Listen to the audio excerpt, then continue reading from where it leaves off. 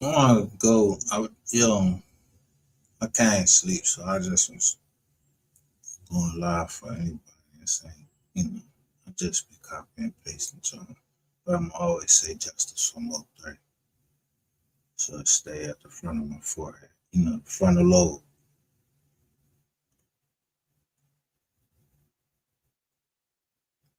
But I want to show y'all.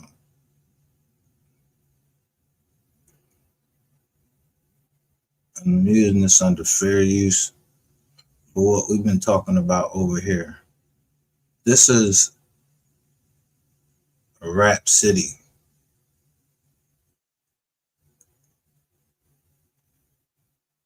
And it says that the chick from 3 6 Mafia, she said she joined 3 6 Mafia at 14, lost 20 people in 7 years, only to die of a fentanyl overdose.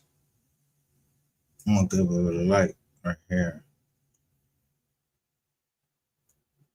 This joint got 34,000 views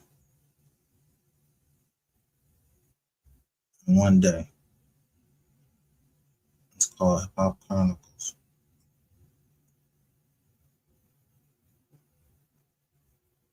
But this the shit I'm telling you, like, who niggas be that be listening to me or listening to anybody else in this industry? Like, who listening to your playlist? I could do this to him. I could do that to him. You don't ever think about that and be thankful for what you have, but also make you question certain things.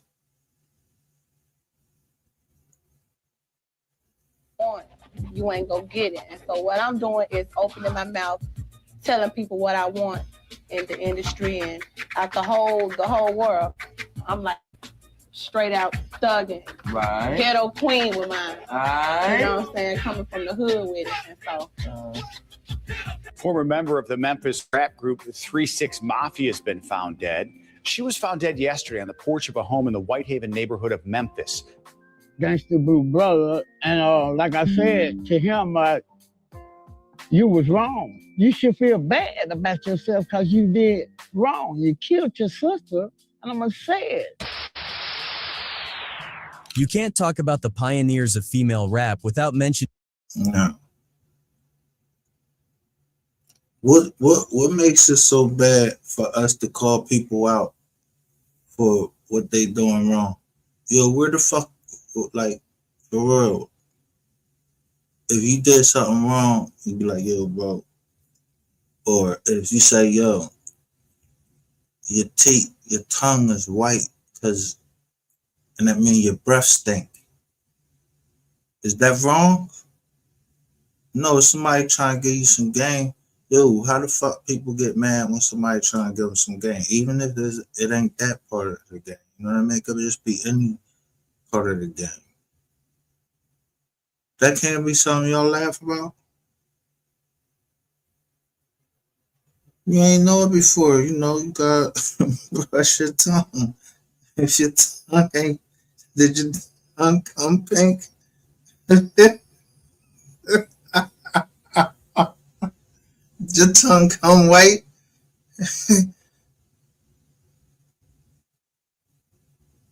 I'm just listening to my homeboys and the genre music I always be playing with Gillian Wallow when they be playing with Metro Boomin. It only shows the part when he put it together. So I watched the whole genre thing. I watched the whole joint. And what they talking about in there, I'm like, the boy's a young buck. But he talks about the struggle and then he explains the difference between producer and everything. Yo, nigga, that shit is available. But when they asked him who was the top, and listen to me, they asked him who was the top 3 that he worked for. The artist that he worked with. The first one that he said? Solange Knowles. See, everybody know Beyonce. Y'all don't know Solange. The Solange behind, like Solange Knowles. Especially her latest John is, you seen that John Cranes in the Sky?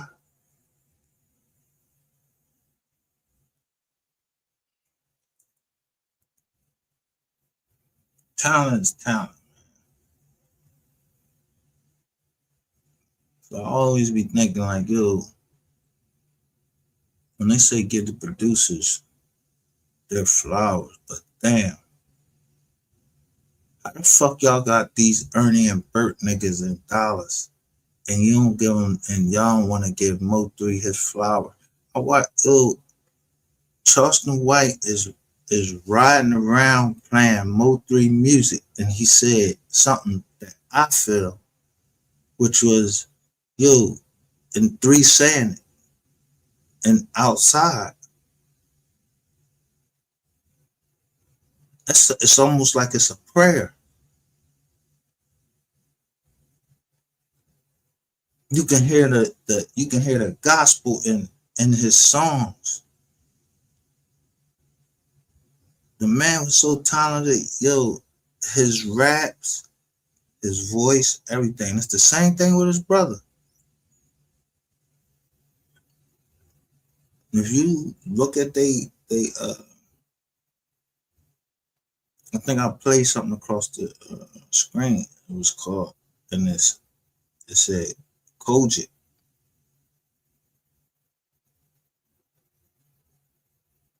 But I know what that means. And then someone said that tonight in one of the chats that I was in. And it was King James. I ain't never had no words with dude or nothing. I remember I was pleading with this nigga like, yo, don't do that. They're trying to set you up. But he was talking about being in the Church of God in Christ. Which actually, I ain't gonna get all into it, but which actually is the mystery of the gospel. It's Christ and you. But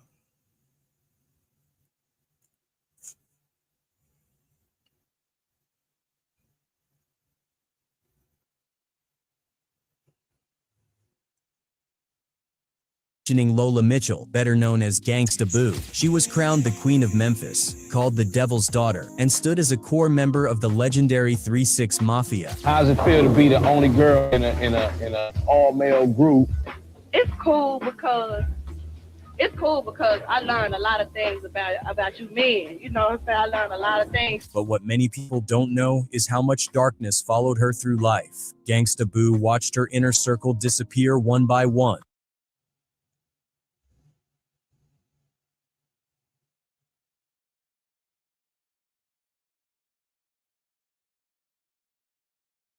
May 2022. Now, look, 19th of May, 2022. Losing nearly 20 people along the way, and in the end, she would tragically be pulled into that same darkness herself. Let's dive in. Lola Mitchell was born on August 7th, 1979 in Memphis, Tennessee. Her story didn't start in the projects or in chaos. Early on, her life was pretty stable. She came from a middle-class home. Her father, Cedric, worked as a postal employee, steady and consistent. Her mother, Veronica, held things down at home. It wasn't glamorous, but it was solid. Still, anyone who knows Memphis knows how thin the line is between comfort and struggle. I grew up I had a decent life. I'm not a project baby. My parents was together, married up until I was like 13, 14, something like that. So I grew up pretty decent, like in a good household. That shift came when her parents divorced. After the split, Lola and her family moved to Whitehaven. At one point, Whitehaven had been an affluent white suburb, most famously known as the home of Elvis Presley's Graceland, but by the time Yo, look what they literally fucking saying. Whitehaven, like almost like Whitehaven. But look at us. Do we look like we're in fucking slavery?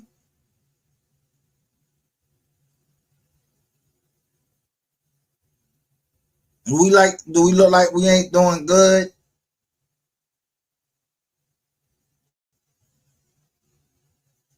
I mean, despite, what they saying, her people is going through, each individual, but do we look bummy? Dirty clothes on and all this shit. Do we look homeless? No. You're in the clubs. Huh? Lola got there, white flight had already reshaped the area. The neighborhood had become predominantly black, earning it the nickname Black Haven. It was a place full of contradictions. You had black professionals, intact families, and ambition living right next door to white lady in the middle. Look, we shall overcome. Overcome what?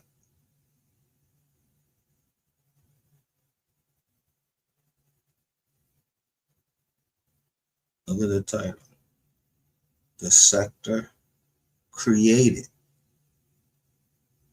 These people, like some of these movements and all that, they created to make right. They want to make it. They want to make right wrong and wrong right.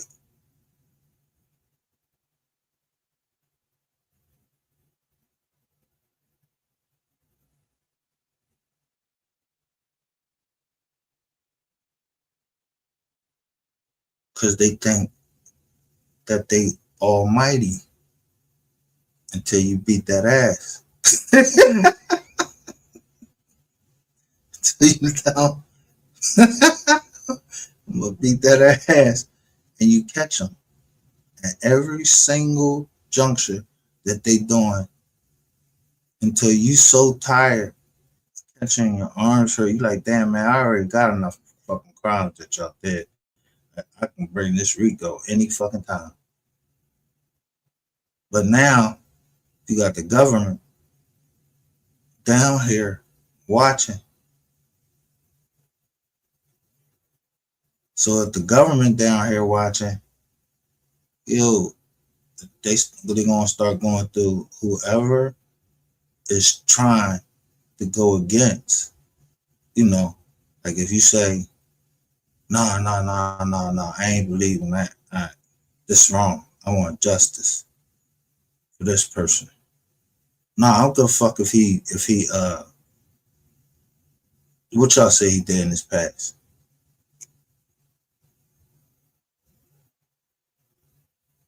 I think he should get justice. Well, I ain't part from over here.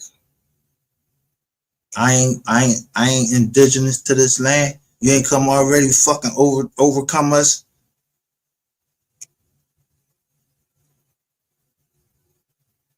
You ain't did enough to us that we can't just get justice for MO3, like justice for MO3.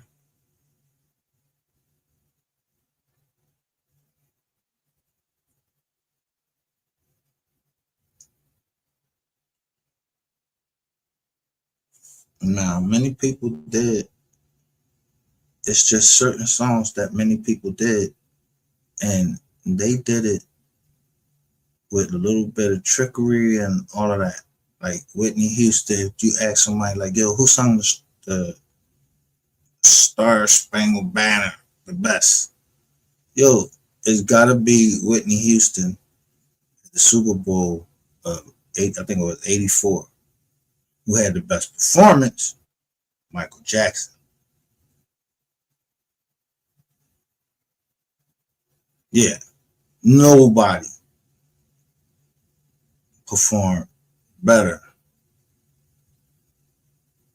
Performed. Michael Jackson can sing, but he got a performance. They dance and everything. So performer Yeah, Michael Jackson is at the top. I don't know what the fuck was wrong with Whitney Houston when she was talking about Bobby Brown. Was the king of pop. He was the king of rock. He cost Whitney Houston like $500,000 because he was smoking rock. He went up to the wrong place. He got caught in the wrong his area. Yeah, he owed the wrong people.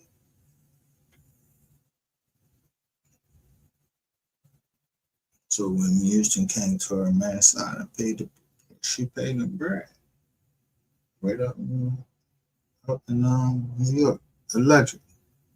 That's what they said. That's what I heard. I worked at AIG like this was coming with some people that grew up with her. They tell me that story. And I'm like, yo, get the fuck out of here.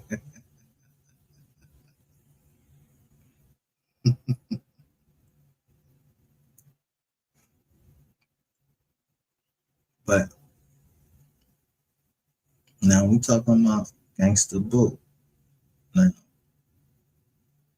I had the privilege to see Gangsta Boo, and I didn't see the two dudes she was in there. They was at Gladys Knight's restaurant. No, it's not to put anything. Gladys Knight is one of my favorite singers.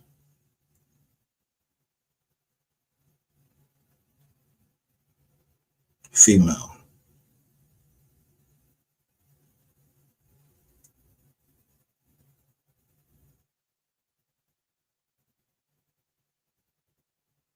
But she got a restaurant down in Georgia. I forgot the street it's on, but I saw Gangsta Boo. She had all white that day. It was like 2000. Anyway, that trip to the ATL is enough for all my homies down there.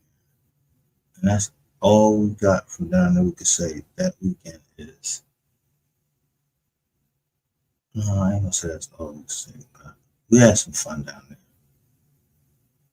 We went to Magic City. Somebody tried to burn us. Homie flew in. That pockets. Some BMF niggas try to play us. They just didn't realize they stole the. One of my partners was from Lockheed Martin.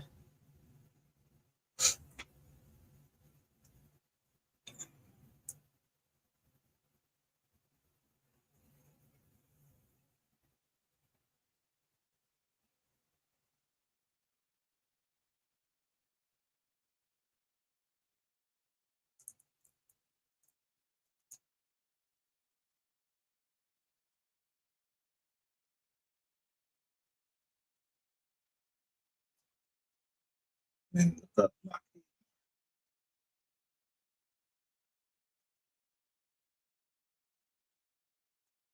Poverty, gang activity, and street politics. Lola later described it as having the best of both worlds. She learned how to move comfortably in middle-class spaces, while also picking up the instincts you needed to survive in the hood. What often gets lost is that Lola wasn't just loud or rebellious. She was creative. She was a writer before anything else. Her father noticed it early. Instead of buying her dolls, he bought her tools. A keyboard, a karaoke machine, things that let her express herself. Lola started with poetry, then letters to her dad. Those letters slowly turned into rhymes. She was soaking up the world around her. By the early 90s, Memphis rap was bubbling underground. This wasn't the flashy shine of Bad Boy.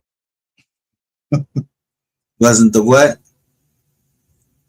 It wasn't the flashy shine West of Coast Bad Boy or the smooth sound coming out of Death Row. Memphis rap was raw, lo-fi, and unapologetically dark. It leaned into menace, paranoia, and horror. At the center of that movement were two producers who would change everything. DJ Paul and Juicy J. Lola attended Hillcrest High School, same school as Paul Beauregard, who the streets Their name was Hypnotized Minds. already knew as DJ Paul. She didn't sit around waiting to be discovered. At just 14 years old, she entered a school talent show and completely destroyed the competition. But she also knew talent shows weren't a career plan. If she wanted to get anywhere, she had to get close to the source. That's when she set her sights on Lord Infamous, DJ Paul's brother and one of the main architects of the group's dark lyrical style. She got his number and started calling his house over and over. She would rap into the answering machine, hang up, then call again another day. She forced herself into their orbit. Eventually, it worked. The phone rang back. They invited her to the studio. This wasn't some polished facility with booths and engineers. It was grimy and improvised. Lola recorded her first verses in a closet. Her first official appearance came on DJ Paul's Volume 16, 4-day summer of '94. I was the girl that used to call people phones and rap on their answer machines. So Lord Infamous, rest in peace to him. So I ended up finding his number, was rapping on his answer machine all the time, and he told Paul that I can rap. One female never showed up to the studio. Then they called me, and then I showed up to the studio, and I never left the studio with them. When she stepped up to record, she didn't sound like a kid. She didn't sound like a girl trying to fit in. Her delivery was aggressive, confident, and confrontational. By 1995, the Loose Collective officially became 3-6 Mafia. The name itself was a nod to 666, the mark of the beast, perfectly matching their horrorcore aesthetic. Their music leaned into the occult, street violence, fear, and the darker corners of the human mind. Lola officially joined the group at just 14 years old. She was the only woman in a crew full of Look who right there.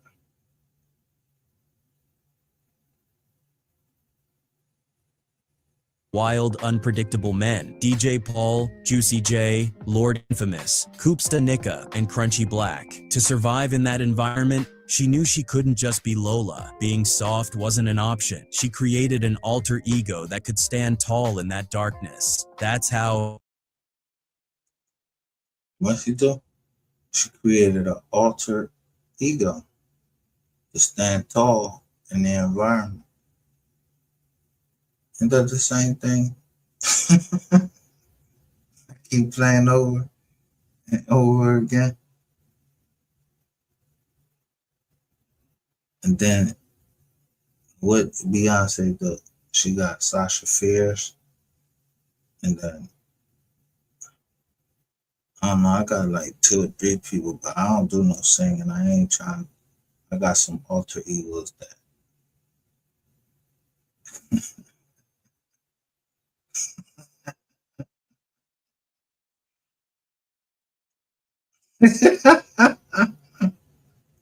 The Devil's Daughter was born. I was like young. I'm young now, but I was like 14. Right. I joined the group when I was 14. Wow. Her presence on Mystic Styles, 3-6 Mafia's debut album, was undeniable. The album was recorded on a shoestring budget of around $4,500 at a small spot called the Production Room. Despite the limitations, the sound was revolutionary. On tracks like Dasuma, Lola wasn't cast as a side character. She was an aggressor. She sounded dangerous. But while the music was taking off, her real life was getting more complicated. Lola was still a high school student, living a double life. During the day, she went to class like a regular teenager. At night, she was moving through the Deep South. The environment was unstable and often violent. Years later, she revealed how, when she was just 16, fellow group member Crunchy Black handed her a gun. Lola admitted she was terrified of firearms. She didn't want it, but she understood the message without it being said. In that world, no one was fully protected. If you were in the circle, you were responsible for your own safety, whether you liked it or not. By 1998... So I'm saying this, I listen to this. So when I go into the, I go over to, who is that? Stello Media. Yo, let me get this. Let me tell y'all niggas something. And I hope it's some of y'all listening. Man, I don't give two fucks about y'all, bro. I ain't in the fucking music industry. I ain't sold you no drugs. I ain't did nothing. I told you your fucking cousin here, I'm pedophile. And all that shit about don't have to said don't have to be said. Whatever the fuck y'all that old cornball shit you had to say, nigga. I see y'all up here. I'm telling you what's going to happen. I don't give a fuck who you think you know. Or what Masonic temple you go, nigga, you can get this motherfucking work. You niggas be trying to talk like, yo, I don't have somebody over my shoulder like, yo, you see what they just said? Yeah, motherfucker, you think we don't got motherfucking Masonic people in our fucking family? Come snatch your fucking little dirty, dusty ass up, nigga. Your fucking people is who he is. He got outed. And they want that shit.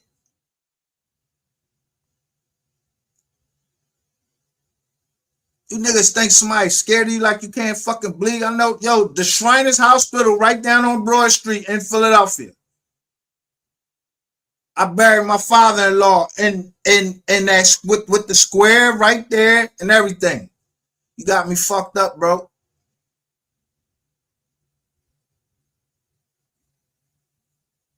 You pussy and all your man's numb is pussy.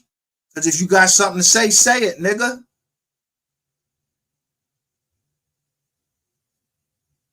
Got bitches talking for you. I don't want to hear from them bitches. You're the daughters of ISIS. I started to put the daughters of ISIS down there, motherfucker, and get you fucked up.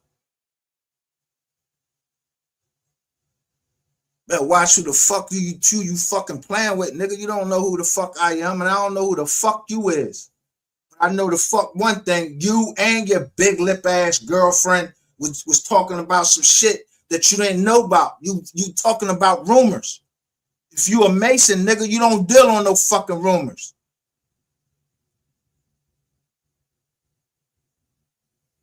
It is what the fuck it is. Handle the fucking problem. Y'all got the problem. That nigga don't, you from up here? He ain't my peoples. You handle him.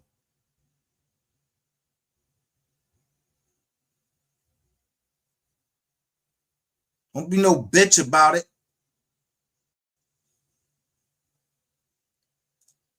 Niggas is bitches on here like, yo, oh, so all of that, yo, repeating just because somebody said something that sound right don't mean that it is right.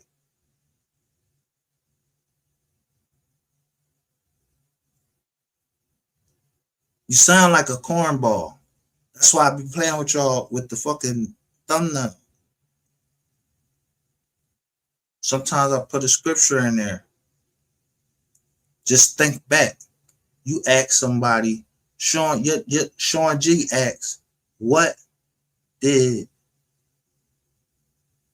they call Big Melvin or MO3 father?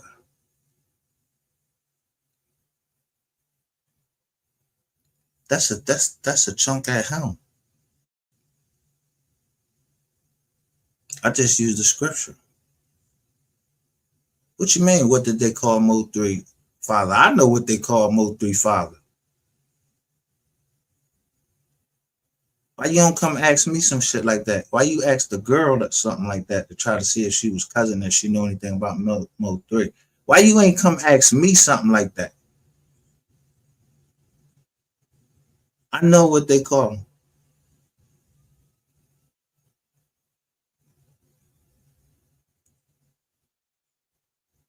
You niggas try to exude power over those who you think you can overcome. But when a real man step in your fucking face, well, that ain't on no side. I ain't on no side. I said I'm on 3 sides. That's it. Somebody that, yo, I'm not doing a whole bunch of rizapping and everything. We keeping it on here because you know them people watching. Y'all talk that shit on here, but y'all still be trying to pass y'all little dumbass codes off like I'm not watching y'all. I go to certain fucking chats for a fucking reason. Because I know who you are. I know you. Even though you think I don't know you. Why you think I'm putting this on right here? Yeah, Tennessee, Gangsta Boo, fentanyl, overdose. Don't make me go down the road and I just tell everybody that I know that they died of overdose from fentanyl.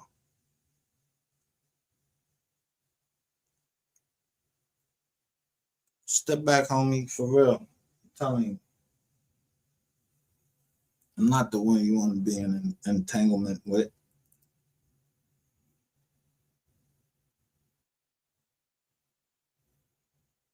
This is my alter ego. Yeah. MGR, the Insomniac. You don't remember how many times, you don't know how many times I changed it? MGR, No Mercy. Yeah, I was MGR, all of these with a dot.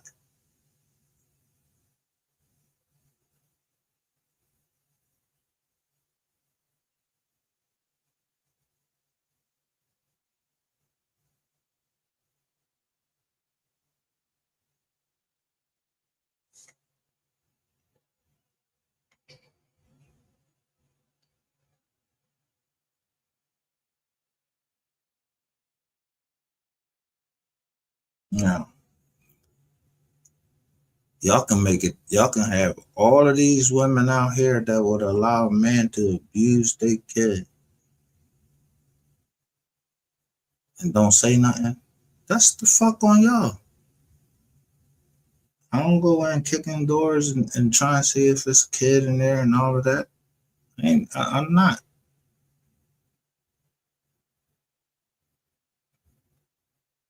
But I'm damn sure I'm behind that movement, Save Our Children. So fuck your cousin. If one of my cousins was into messing with kids, or my uncle, for instance, he liked kids, I don't fuck with him.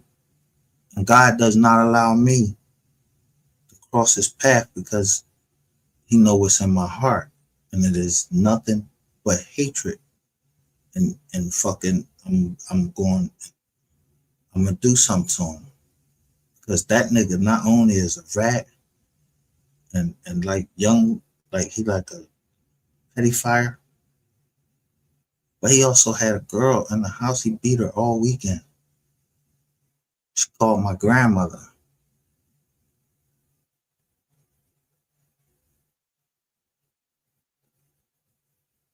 who raised me. He was in there just beating her all weekend because she ain't want to be with him anymore. He's a crackhead.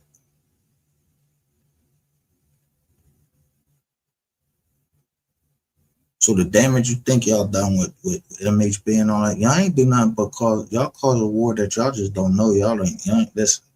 I ain't announcing nothing.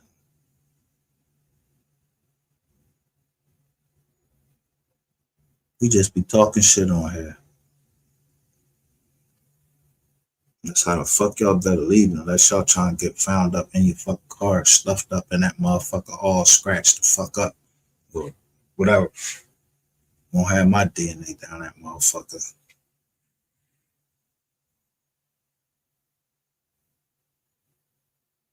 Now go take that and take that recording and all that shit. Yeah.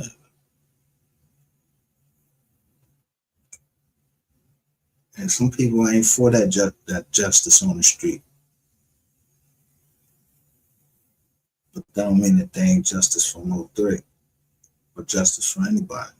They just ain't with justice on the street. They tired of saying it. I'm not.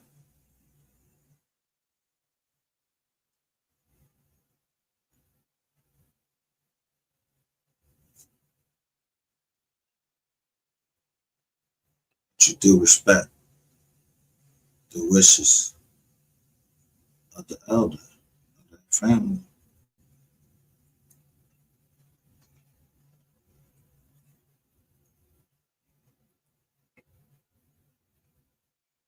Yeah. To this day, you called me something. And you ain't even got the fucking decency as a man. I called your cousin out because I wanted that nigga to come say something to me. You see, he won't come say nothing to me. He running everywhere else. Cause I know.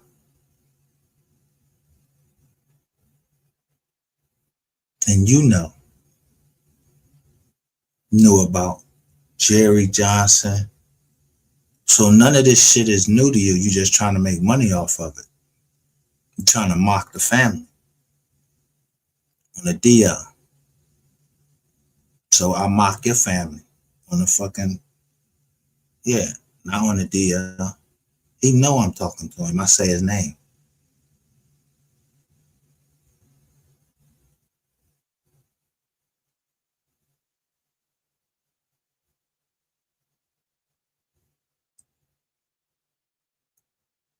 Fuck you niggas think y'all is Africa Lombada. Get the fuck out of here.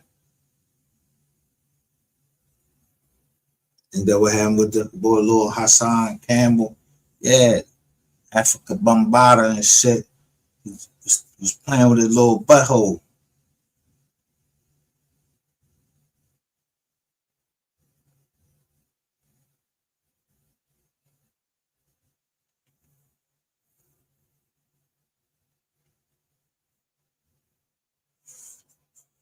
Children is a gift to this world.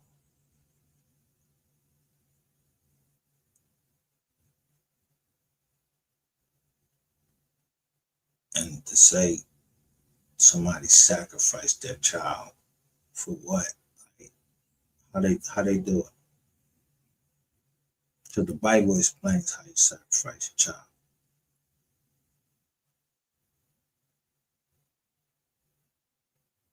Motherfucker grown, and he makes his own decisions. He could sacrifice himself. How old was Christ when he got up on the cross? He allowed the people to take him and kill him. He allowed them to do that. He could have struck him down with a word. He had that much power.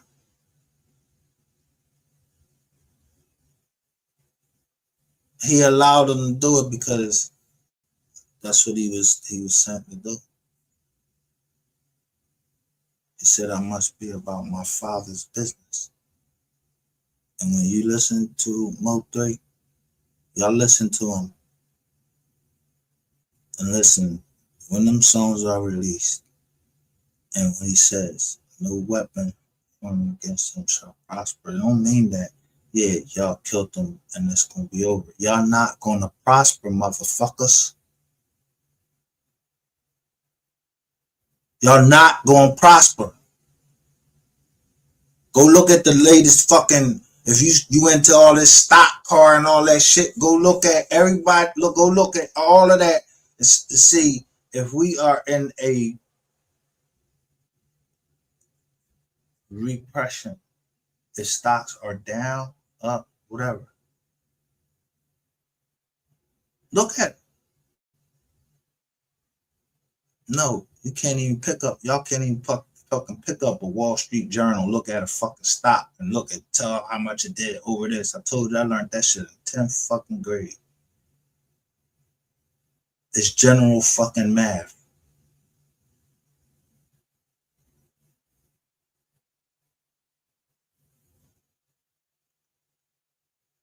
3-6 Mafia was no longer just an underground Memphis secret. They were breaking out in a real way, landing distribution deals, pushing records beyond the South, and getting industry attention. But inside the camp, it was obvious that Gangsta Boo wasn't just another member of the group. She was a star in her own right. How's it feel to be the only girl in a all-male group?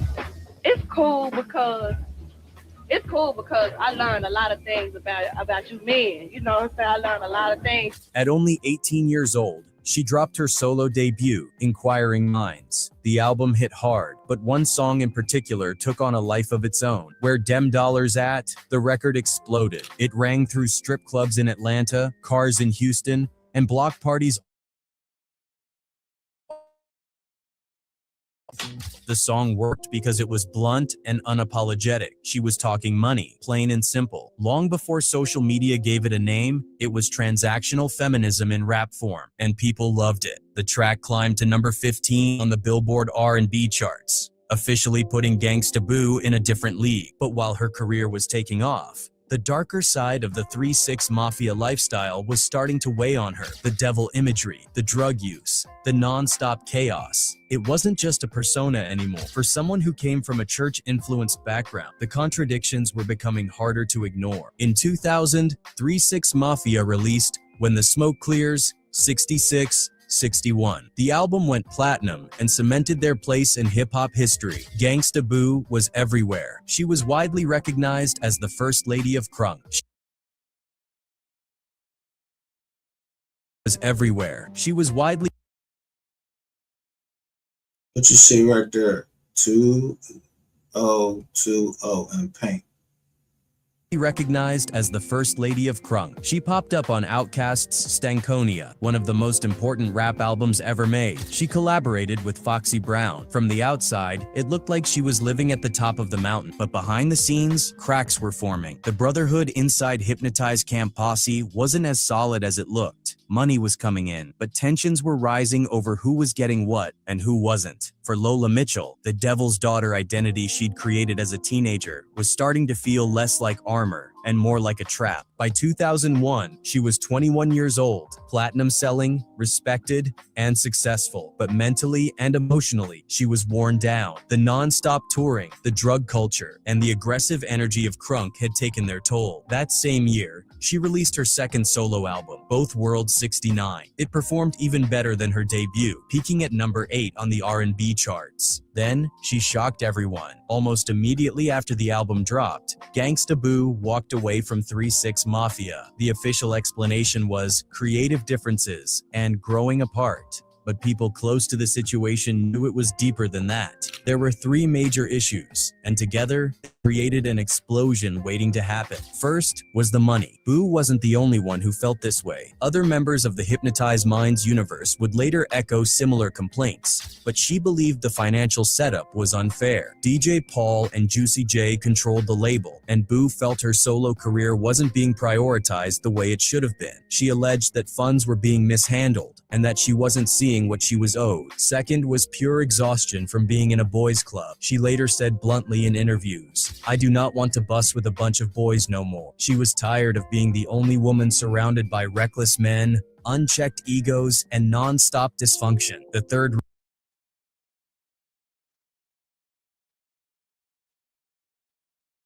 So what better way to set up MO3? He got tired of that shit.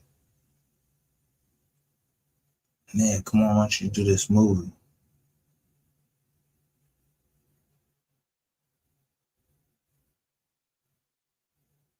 So y'all created all these other fucking Jones and act like this boy was beefing with his brother, his mom stole money. Y'all did a whole bunch of shit.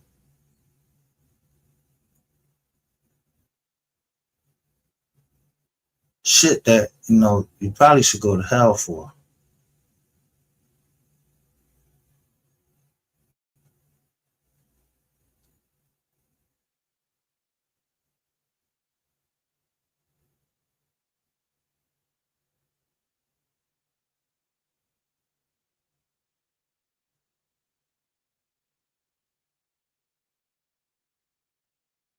I show a certain side because it's not me. That's who y'all want me to be. So I got it. I give y'all what y'all want. Y'all want that shit? Y'all want that smoke? I give you that fucking smoke. If I said I wanted my privacy and you fucking put my privacy, you all on this motherfucker putting my shit out on there, I'm not fucking playing with you. I'm not playing. You think I'm playing with Ratchet TV? You don't accuse nobody of fucking trying to be in a fucking plot to murder you, nigga. You don't do that shit. You don't know who gonna hear that shit. Then you all on Q Dick, all on his channel talking all of that shit and think that shit is okay. No, that shit ain't okay. It'll never be okay, nigga. My daughter blood spilled, and I'm gonna spill yours. I mean that. You better take your little dirty ass, dusty ass. You was over there bragging about how you got off with Sapphire. Nigga. Sapphire 5 what? I'm this one that you should worry about. Because when I see you, I'm punching on you. And we're going to see how much mouth you got. Because you got a lot of fucking mouth on this internet, nigga, and you don't come off of it. And then I'm going to take it away from you. Because you don't know shit about the law, about protecting your property. Yeah, to the death, nigga. You scared of me.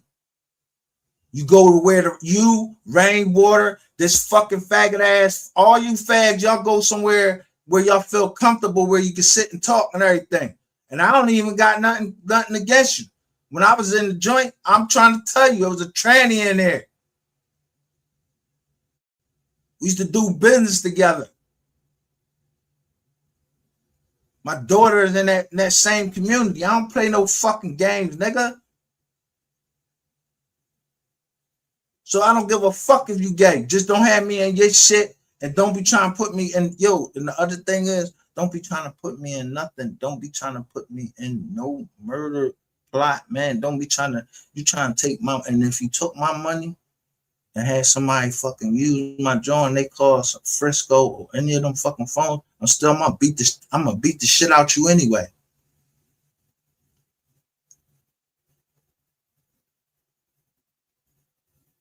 You a pussy. I'm giving you that same energy when you said suck your dick. All right, you a pussy, nigga. I ain't the one that got caught in all these motherfucking compromising positions, you dickhead ass nigga. Now the motherfucker on this internet caught me in a fucking compromising fucking position. Got fucking some pictures or some shit like that they dare put out on this motherfucker.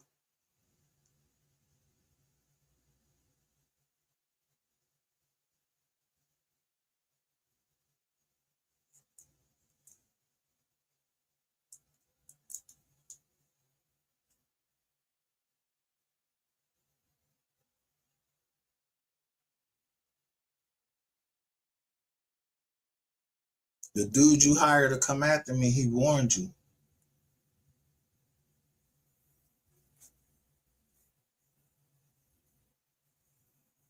Yeah. And I told you.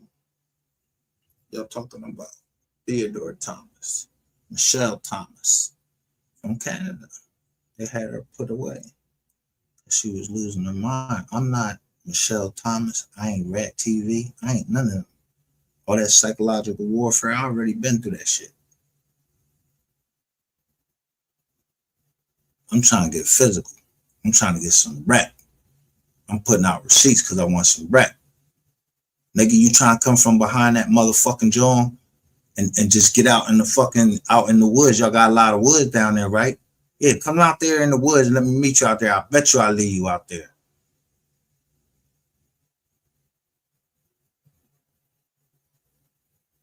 And I'm making sure that they ain't even got to worry about no cleanup and all of that shit. Yeah, let's let that shit for the birds, the vultures. Let them eat that shit up.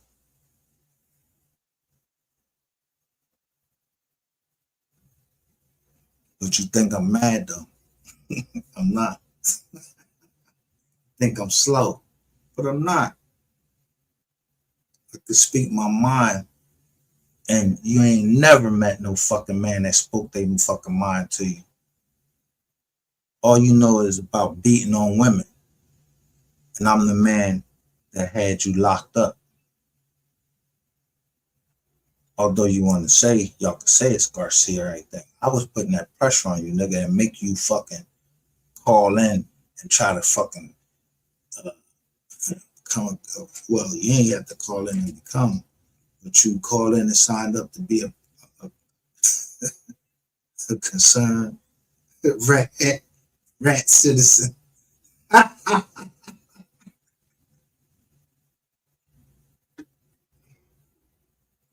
But I can see when you are conquered. But even when I thought somebody was trying to hurt you, I even came in and I said, bro, is this real? Yeah, it was a Mason at your door, you remember? He was banging on your door.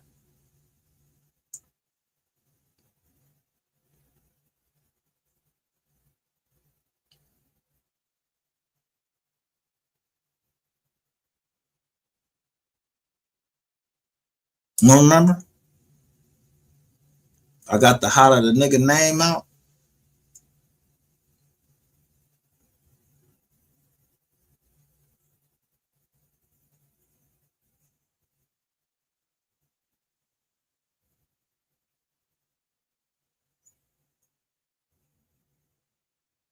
I'm trying to tell niggas stuff, yo.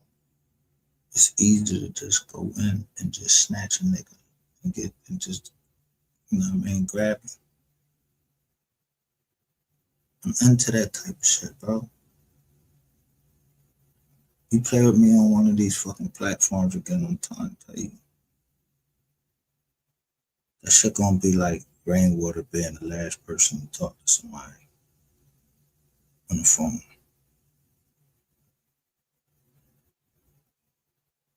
Cause you only go where you get a safe fucking landing. But it was something about Q that didn't make me go off because Q did come over and talk to me, but some things you just can't talk to another man about. He started talking about it, and I had to sit there and listen to him.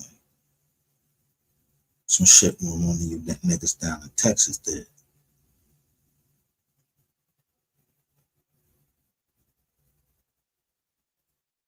So now Q trying to calm things down, but we run play. Y'all, we do our job where we going live.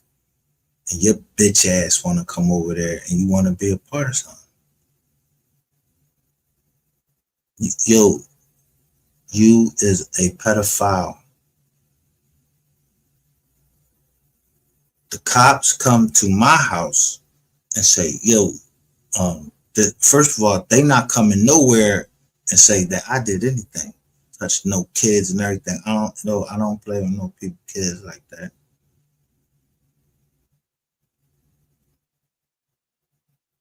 You was in a fucked up situation and you was on fucking film and somebody sent it to me because they know that hatred I got in there for you. So all they want to see is me and you going at it. But I'm a businessman in all things.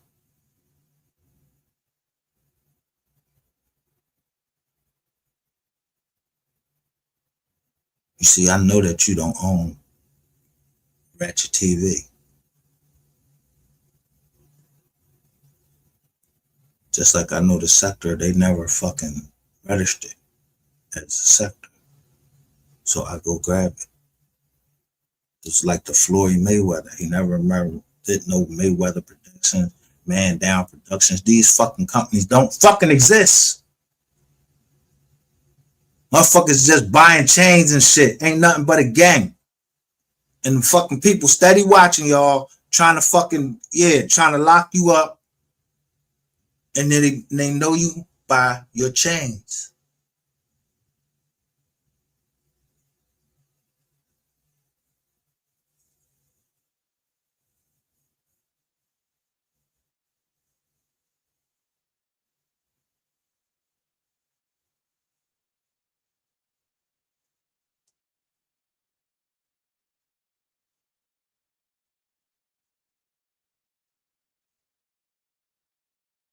Yeah, chains with your with the John, with your 3 letters on that John. They don't know you by your business. They don't know you by as a businessman. See, I've been through that where I ain't with and we call it the Philly uniform. They didn't know I was a business owner because I had on some jean shorts and a white shirt and some fucking Reeboks.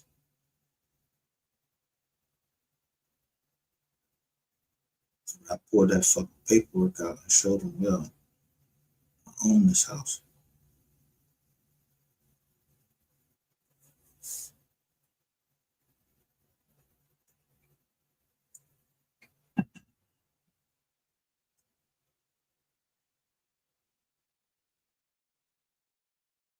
You know how much $500,000 house.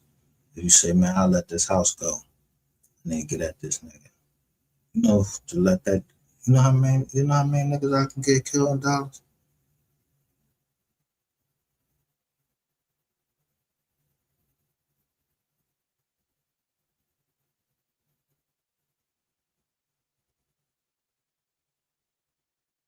And that ain't from no fucking hood or nobody. You had to be somebody up, like a bank, just to not fight them.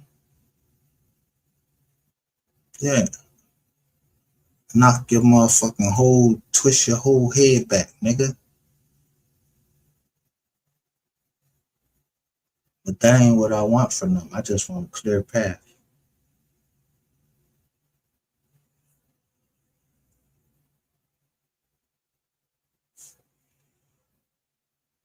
You scared of me. Everybody in your sector is scared because when it come down, they know that all I'm gonna do is go pull a record and show, damn, you choked a woman. Ain't no excuse. No excuse you got that. So y'all pull minds and what do you say? Oh, he a scammer, he a fraud. No. You see, I'm getting money. Real estate. Yeah.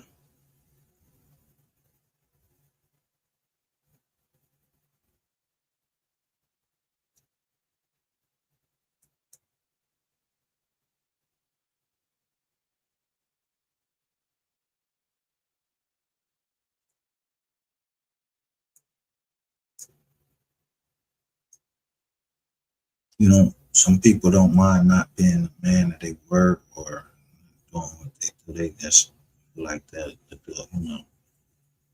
Nah, if I say I'm gonna do something, I like to do it. It might not be right when I say it, I'm gonna do it. But I'm gonna do it.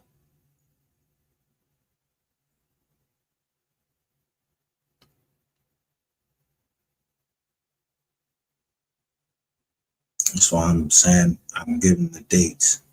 Then I'm gonna do it because I'm sacrificing myself, saying I want y'all to come because I need to get some rep.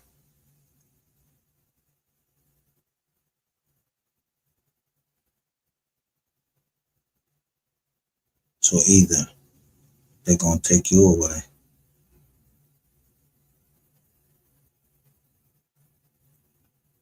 or they're gonna take me away. There ain't no other solutions. Fuck a petty family. You just a piece of shit. You might be one of the most piece of shit, garbage ass motherfuckers on this motherfucker. And everybody that believe that even talk to you, nigga, you and Rainwater is the one that killed MO3. You, Rainwater, and Sean G.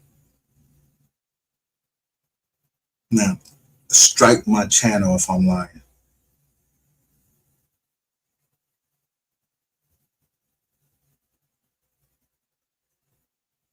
There's no way that all of those things that happened that came about, it came about in the first 3 months. Within the first 3 months of the new year, all that shit came in. All them people got indicted and all of that.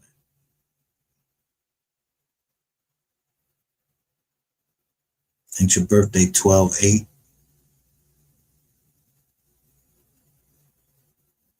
Yeah, Gregory, 12/8 is your birthday.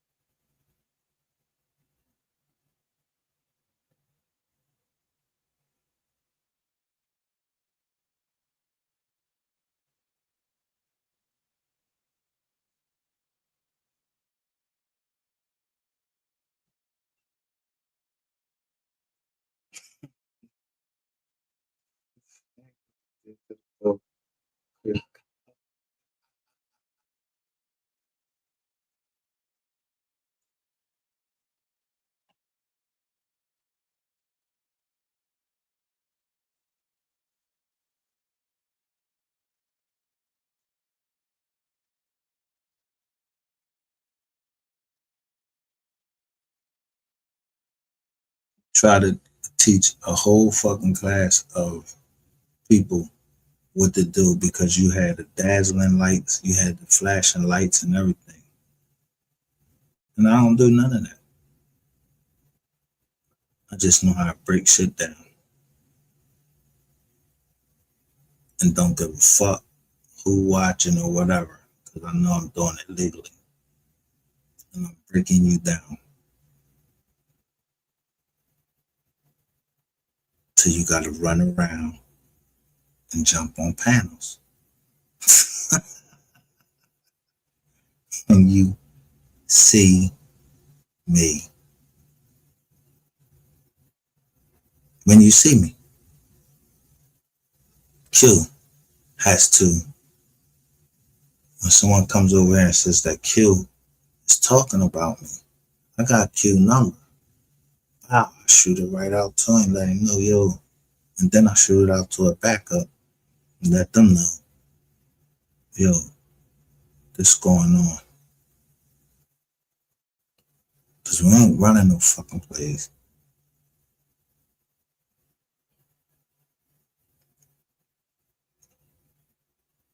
We protecting somebody and pointing out somebody that, well, we ain't pointing out nothing. We pointing out that holes in your story. And that should be holes in your fucking body.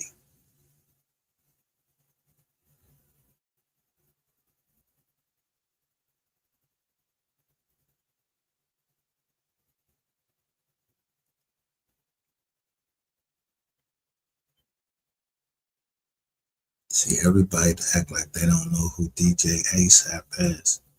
You know, listen, DJ ASAP, y'all know who he is. Y'all know that his wife had a specific party in Mexico the day after 3 died. I'm just trying to wonder how y'all had all these fucking Jones that was for $10 million. Right down in Texas. Stretching all the way to Arkansas. It started in Arkansas. I even said it. Yo, the numbers are coming back to Arkansas. For anybody with a 509 or a 510 number coming back from Arkansas, a certain part of what's name, I don't know what it is. It says something about the individual. That 5.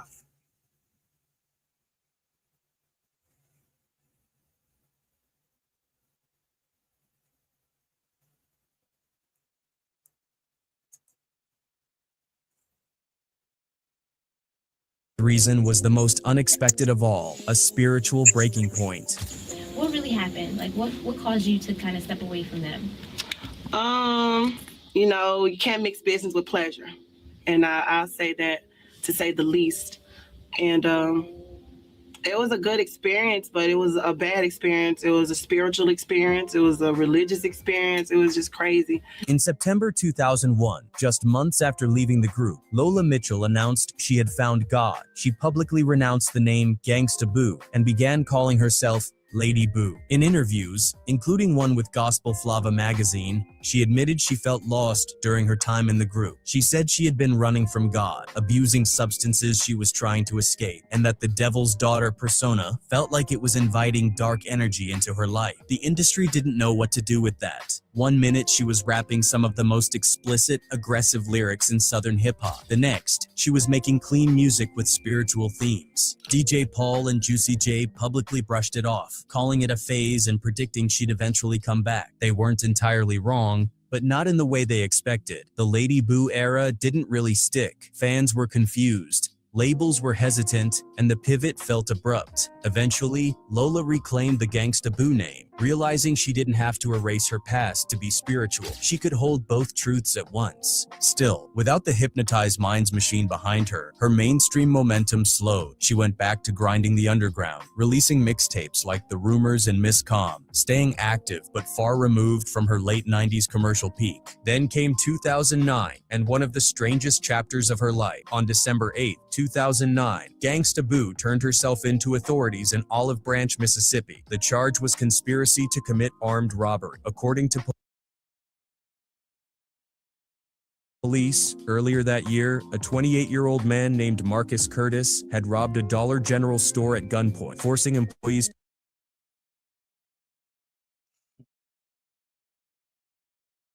The Dollar General.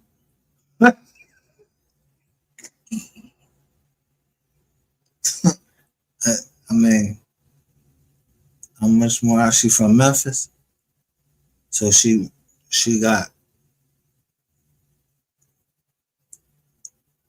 robbed the Dollar General. And that's where they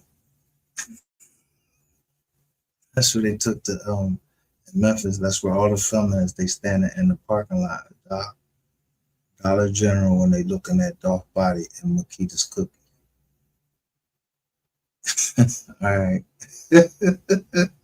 to the floor and demanding cash. Investigators alleged that Boo had played a major role in planning the robbery. The story made no sense to fans or to Boo herself. Why would a platinum-selling rap legend risk everything to rob a dollar store? She went straight to Twitter, furious and typing in all caps, "I am innocent. I am with the hottest producer in the game. WTF, I look robbing a damn store." She addressed the situation head-on with a mixtape titled The Rumors 2, The State versus Lola Mitchell, using music to fight back against the narrative. In the end, the charges didn't hold. Most signs pointed to her simply being in the wrong place, around the wrong people, but the damage was already done. But just when people started whispering that Gangsta Boo was a relic of the past, the culture quietly swung back in her direction. A new generation of rappers was digging through the crates, chasing the darkness and grit of 1990s Memphis rap. Artists like Space Ghost Perp, ASAP Rocky, and the Raider Clan weren't just inspired by that era, they worshipped it. Mystic Styles was scripture to them, and that renewed obsession pulled Boo back into the spotlight. In 2011, she shocked a lot of people by popping up on a track with Eminem and Yellow Wolf called Throw It Up. Hearing Gangsta Boo trading bars with Eminem wasn't just unexpected, it was validation. That cosign reintroduced her to the mainstream in a way nothing else could have. Then came the reunion. In 2013,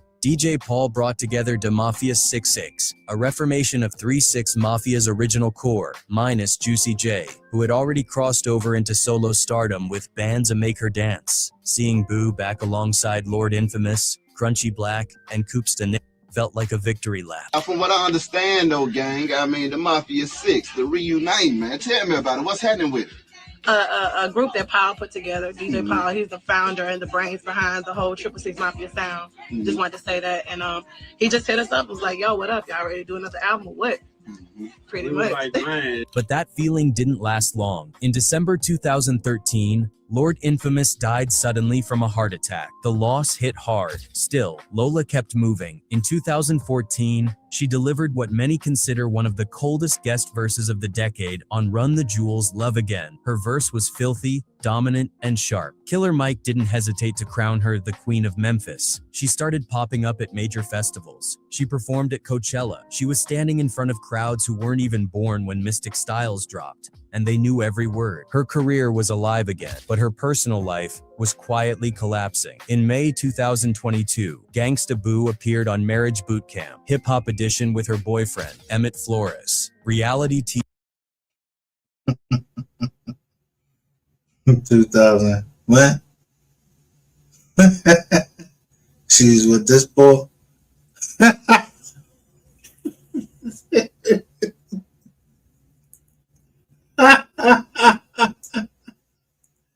Yo, come on, man. She's with this boy. Look at all these tattoos on her. He look like he ready to fucking shoot some fentanyl.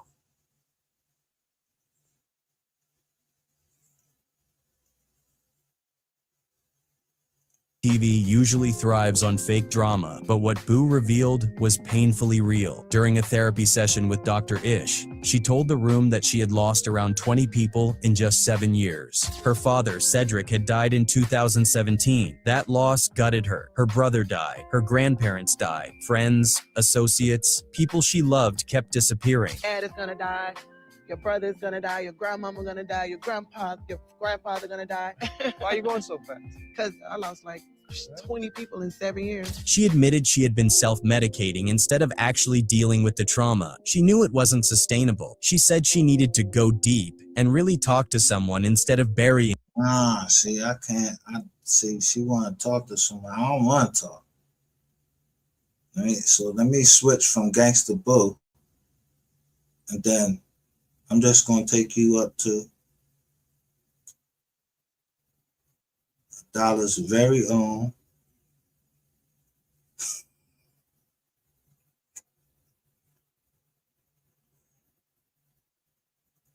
Rainwater. Look.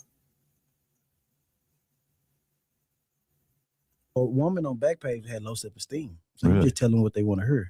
Girl, you still over there with this dude? Come on, man. I'm gonna put you on music videos. I'm gonna do this. I'm gonna do that. Yeah. Being able to rizz up a dude online is pretty crazy. Right. Then listen. When I was broke in 2013, listen, I used to get counterfeit $100 bills, and I'll get my jacked off 10 times a day for $40, and I'll make them give me change. Oh, there you go. Yeah, so I have $1,000 worth of fake $100 bills. I go in there, get $40. They give me 60 back. I leave the day with $600. 10 hand jobs a day. Man, I was a beast. I never heard something like that. I was a beast. Listen, down south, we had nothing else to do. It was hot outside. You had nothing else to do. Listen, let me ask you this. They both talking on the mic. Why does Adam have his earphones on then?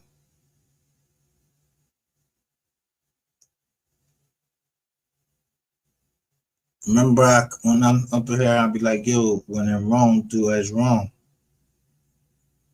Why does Adam have the Supremo John on with the earplugs on? Yeah, he got the tattoos on his face. I ain't saying he's doing nothing nefarious, but Rainwater got that big ass John in front of his fucking face, right? Now, we already know there is 101 people got indicted for them jacks, them phones.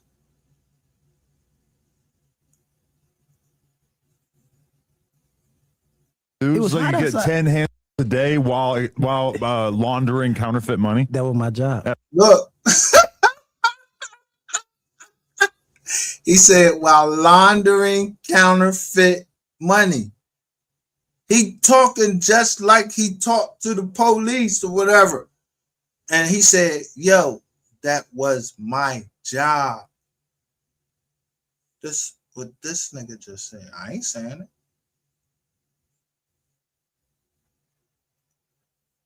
At a 60% exchange rate, Yeah, that was my job. 40% interest. That was my job. But you're investing it back into the Asian hand community, I guess. Right. He said that was my job. My job. No. I was going straight. They weren't Asian. Backpage. Oh, right. There was dumb black women. Look, dumb black women.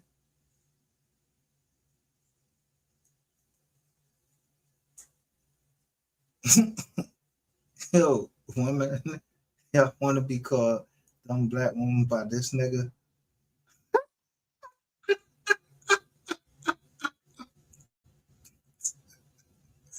Dumb black woman, then you mad when y'all come up here and I've been showing y'all nothing but receipts, and you'll come out your mouth and try to provoke me and say, I don't know who the fuck you are. This is the internet. You know how many women on here? I got trust issues. You know how many women on here done ask me for fucking money? And niggas. I don't tell everybody everything. So you gonna come out and the first thing come out your mouth instead of saying hello is, oh, Micah, you don't know anything about nothing but about room 220. Yo, first of all, I'm over that. Number one, I already showed that shit is because I run you niggas up out the chat.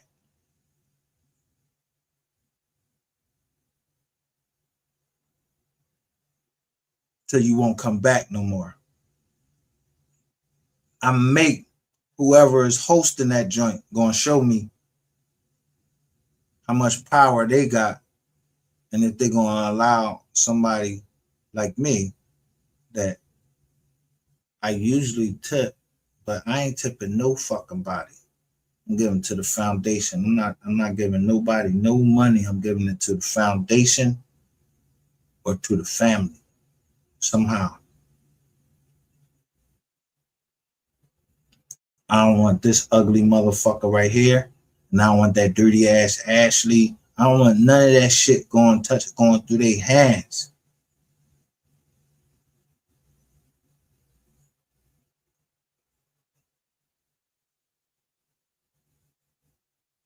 Dig me? You dig? I ain't selling no t-shirts or nothing.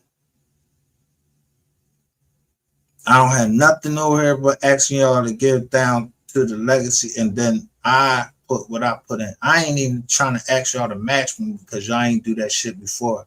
I end up having to pay the whole goddamn drawing off they was asking for. The second time I did that.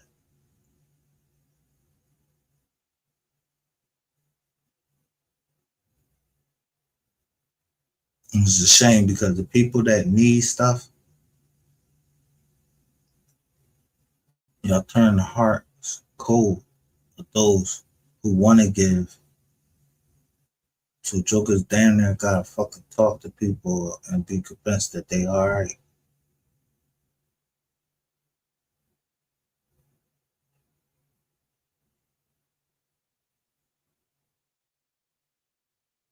And that's how you bankrupt your damn self, dickheads.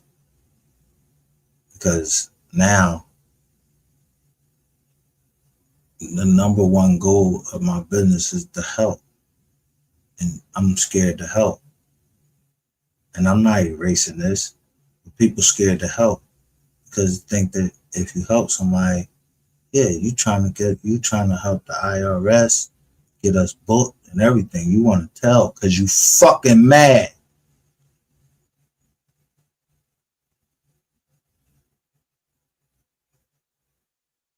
Or you was trying to scam in the beginning and I was already waiting for you. So I only let you, yeah, you know what loss prevention is? Yeah, every fucking company has a certain amount that they know that they're going to get burnt for.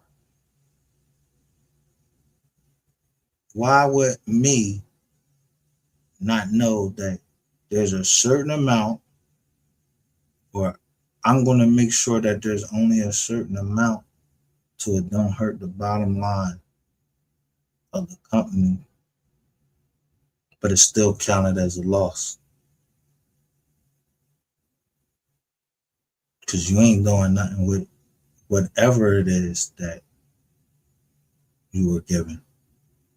You ain't doing nothing positive with it.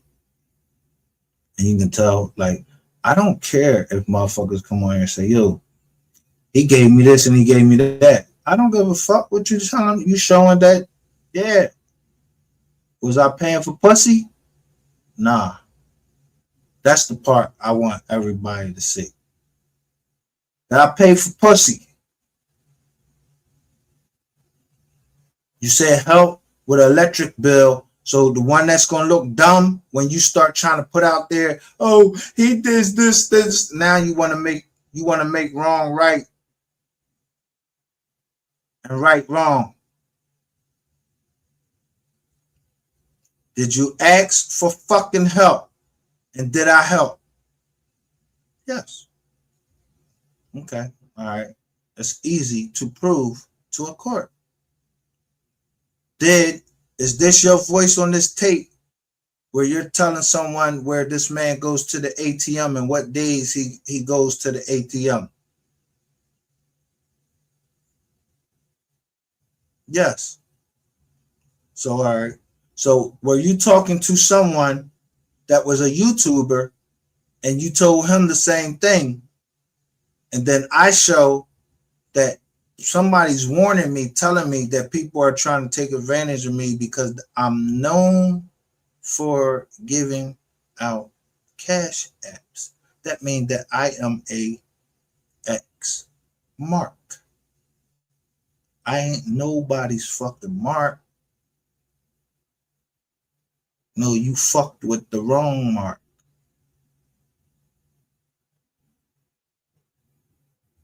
I'm the mark that, yeah, you start erasing that shit and all that shit you took. Yeah, I'm gonna need that back. Nothing more, nothing less. I need all that back that you took.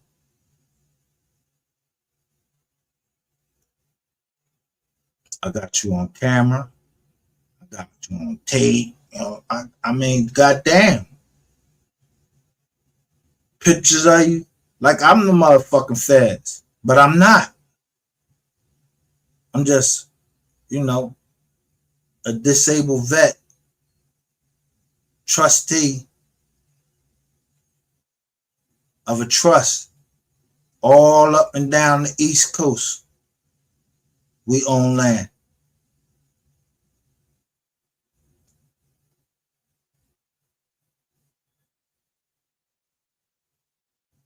And if you think, oh, Bank of America, man, don't nobody give a fuck about Bank of America. Bank of America been fucking bowed down. How the fuck you gonna fight some shit? You gonna create your shit in the same place that I created mine? Blacks overcoming adversity. So I went to everyone that promoted anything about Bank of America and I told them, yo, why would you get this when you can get a grant? Bank of America want to give you a loan. I show you where to get a grant.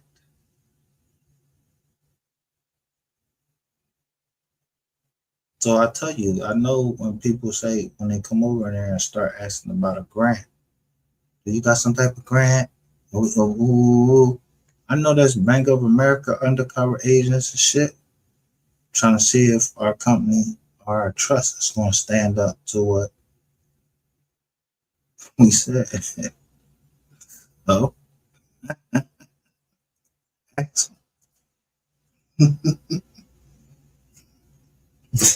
Nigga acts about me. Nigga acts about me. I guarantee you don't see nothing on Bank of America. You motherfuckers that's breaking into people's stuff and stealing their identity. You won't see shit about Bank of America. You'll see Bank of America owe money to me personally and then to my companies.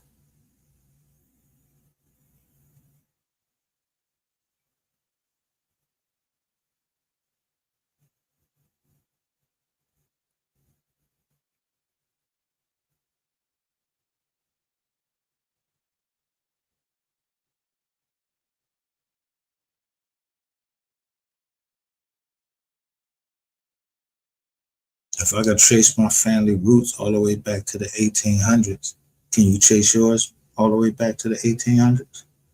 So do you know about the banks then?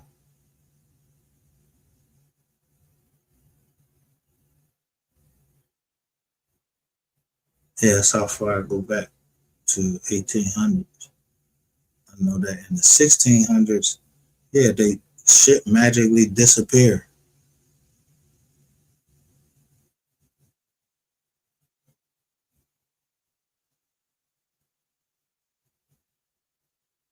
Yeah, the census, where they keep changing your name from Creole, tell you, they tell you what they think you are. You don't know who you really are? You don't know this nigga is really a fucking sex fiend right here? He talking to another man across the table, so that nigga is willing to try anything. And he calling all these, look, while he talking to this white person, no disrespect to Adam, because I digs Adam and what he doing, his grind.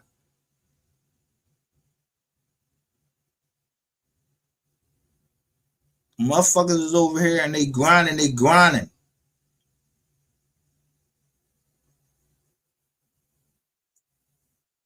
This nigga from Dallas. He got a Brooklyn joint on. You not from Brooklyn, nigga. And when you get on that fucking joint on, the first thing they tell you, the first one that stick up for you is a man that we only know is his name is Brooklyn. And that's what you got on, the clothes. And then you in Cali. So when 3 leave Cali and get killed, didn't he have on some clothing by somebody named Hit That Hoe or something? Hit Mr. Hit That Hoe or some shit like that? Mr. Hit That or whatever. I don't know what the fuck. Yeah. When 3 came up here, he told us, was he talking about crime? Anything. He's like, man, you got to stay out the way. Look at this nigga. The in the way nigga that's telling everything that he did. Then called y'all dumb black woman. So you got a stripper bitch that she accepts that. I tell y'all, Sean G. And don't forget about Paint Pressure with him. I listened to her interview.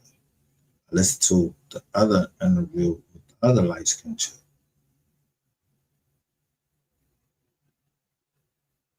I watched this nigga like an eagle to see what he up to.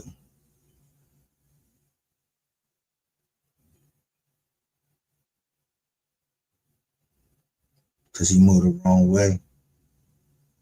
That's his ass. Same thing with Ratchet TV. You was talking real hard about Sean G.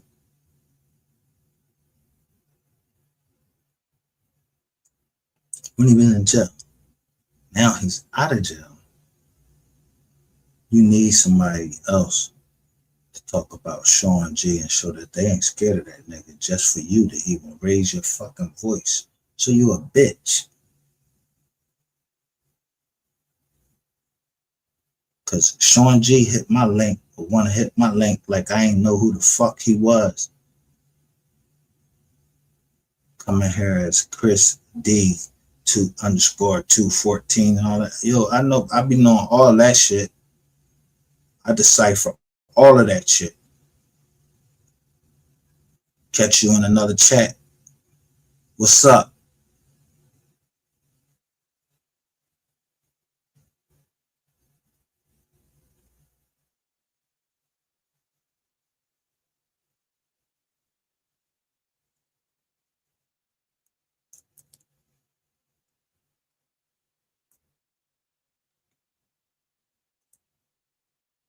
Yeah, niggas gotta make up new troll accounts and shit.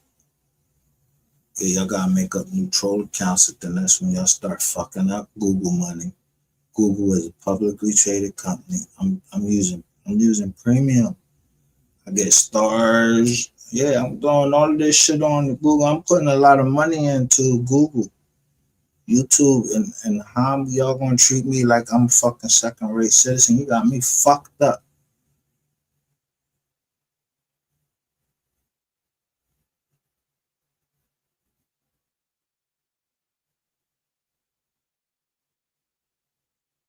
Niggas' company's going bankrupt, not mine. You never gonna file bankruptcy. Not when I got all this cushion.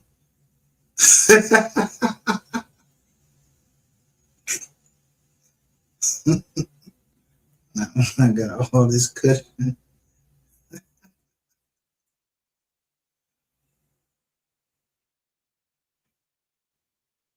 Where you can see the crumbling, like you know how you can see something crumbling before you, like, damn, I don't got this, I don't got that.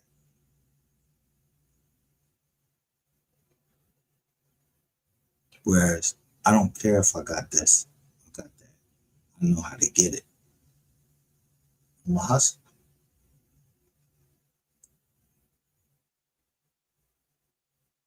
I know how to get it when I was in fucking FCI Ferritin. I ain't have to sell no ass. In a manner of speaking. I didn't sell my ass. I let people watch pornos. That's all I'm gonna say. You got no statute of limitations.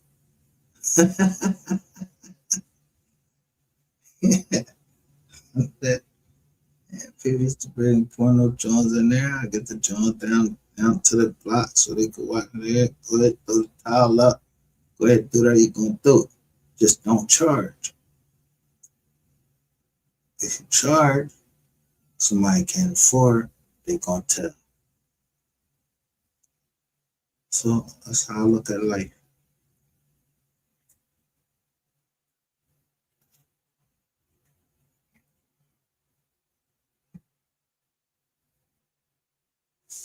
Why would you tell on your friend? He just told that he do fucking money.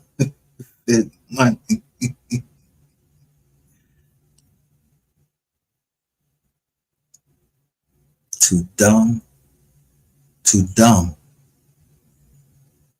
Black people. And there is a, when I asked anybody, y'all know DJ ASAP? Nah, nobody don't know. I show the fucking indictment what their name is. They both last name is Moore. They specifically wired $449,000 and some change to a certain account.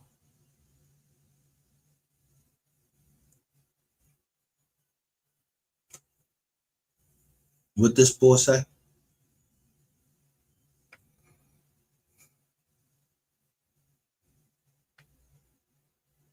Yeah, that's what I'm saying. World dumbest criminal. Ain't nobody fucking sent me shit. So I know it ain't hit none of my motherfucking accounts. But you get a nigga that get up on a fucking podcast and start just telling about crimes. And it's cool to him. And he really thinking he doing something. But he really an idiot. And don't realize at the end that Lucky Charm, yeah, ain't no fucking golden pot, nigga. The golden pot is you gonna go in that motherfucker cell, and it's a silver pot.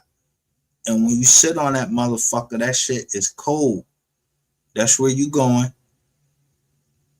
You got a forecast of that when you was getting ready to take PC. People kept trying to come in there and say, he ain't go to jail. Yes, the fuck that this nigga did go to jail. And he testified last Friday on somebody. They did a $10 million scheme. Started in Arkansas. Y'all better look at 357 Broadway and all of that shit. Because all you had to do was give a little bit of money. Yeah. And you would get blessings for that day.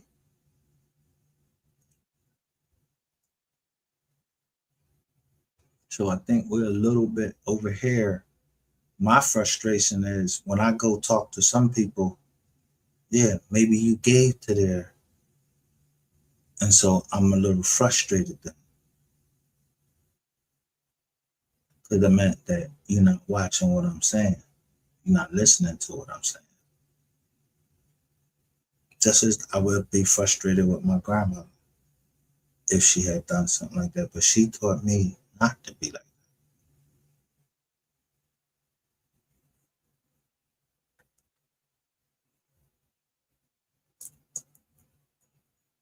So we say we are the receipts. It's receipts. Just to show that what's the effects of what we did. We ain't hack nobody. We ain't do nothing. We just agreed not to harm nobody or nothing. We trying to catch some criminals out here that's lying to us. So we want to catch them and they lie.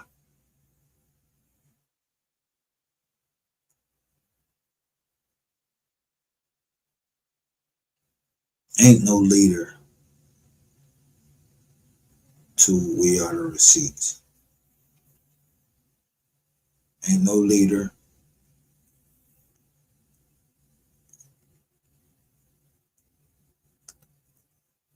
Because We Are the Receipts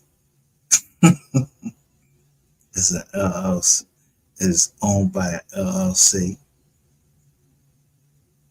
Yeah.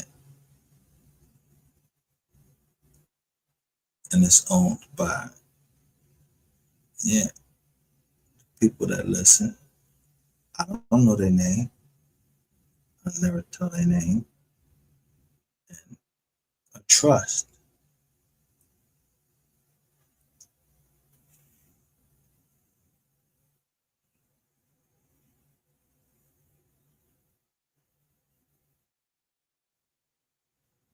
Now I keep having to show you, if you want to talk to my lawyer, he on YouTube. He could tell you how to do it. All you gotta do is subscribe to his channel. But my family, we already knew that shit since the 1800s. We already knew it. You think that the trust the trust that I have, that shit just came. No, I can show you.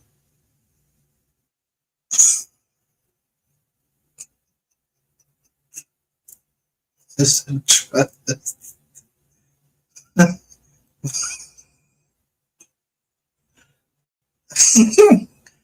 can show you. It's a trust right down in Georgia. Yeah, I can show you the land. I can show you, why ain't nobody put out that in October 17th, right after my grandmother died, in July, I filed bankruptcy because she didn't give me enough time to go look at the land. She just whispered it in my ear before she died. So, yeah, I filed bankruptcy to protect the land in October 2017. All that land, all them acres. If I wanted to get 10 acres for anybody I trust to be around me. Right down in Georgia.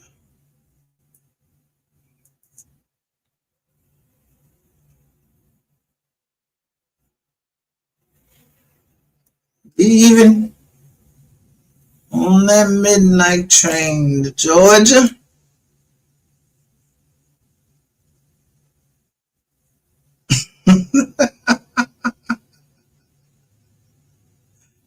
we don't know nothing over here.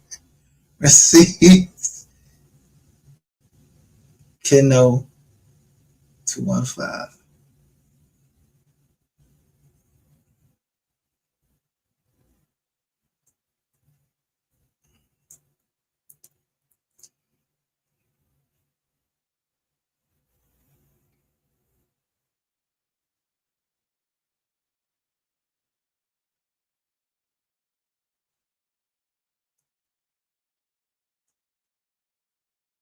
So when this fat fuck comes up and say, and hits my link and try to say, I know you out there listening. That's why you come over here talking about something. You part of my family. No, the fuck you ain't, nigga. I kick the shit out of you. I can't say that. That never looked at the $100 bills. What the? So it's all black women giving hand jobs on Backpage? Yes. What the?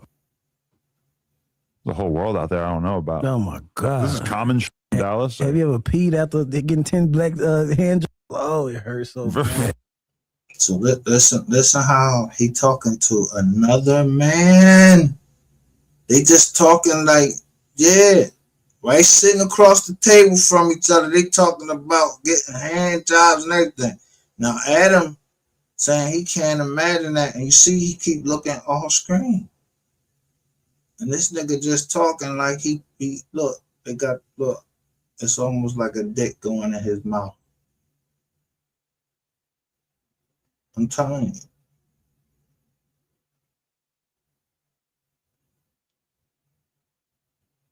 And look at all them people that was there before. They got their boards right there. Do you see fucking rainwater with the board back hanging up back there? Oh, they never put no fucking board or rainwater hanging up right there. They probably hang rain. They should hang rainwater up there with this uniform on right here. Hang that nigga up there by one of them plants. I guarantee you, it ain't gonna be nobody in the black community be like, yo, that's atrocious. Who gonna say that's atrocious? This nigga is a fucking person that he sucks the fucking energy out of the black people in our community. Although MO3 belong to the world. This nigga was taking him to places where he was running a scam and taking the bread. Talking about him, they had an understanding that it was 50-50. How? You ain't do shit. You ain't motherfucking do a spin or nothing. You ain't sing. You ain't made a background beat. You ain't do nothing. Ain't nobody making no fucking 50-50 deal with you, nigga. Who the fuck you think you talk to?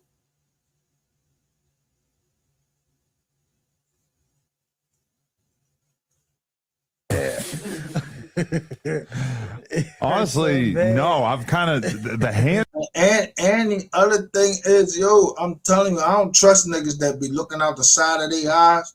When they look out the side of their eyes, yo, I don't like that shit. When niggas look out the side of their eyes, I don't trust you. What the fuck is you looking at, bro? I remember this little kid, yo, I'm taking him in. He was adopted. He was with my kids. My kids know I got the money to pay for that shit. We in Walmart. What the fuck is you looking off at the side of the eye like I ain't got the money to pay for this shit? Make them think that we stole some shit. Don't be looking out the side of your fucking eyes. Yeah, like a fucking, yo, who look out the side of their eyes? What animal or what John that got eyes on their side? A snake. This nigga is a snake. So when he looking out the side of his fucking eyes, I'm like, that the first thing I'm in is like, you a little snake motherfucker.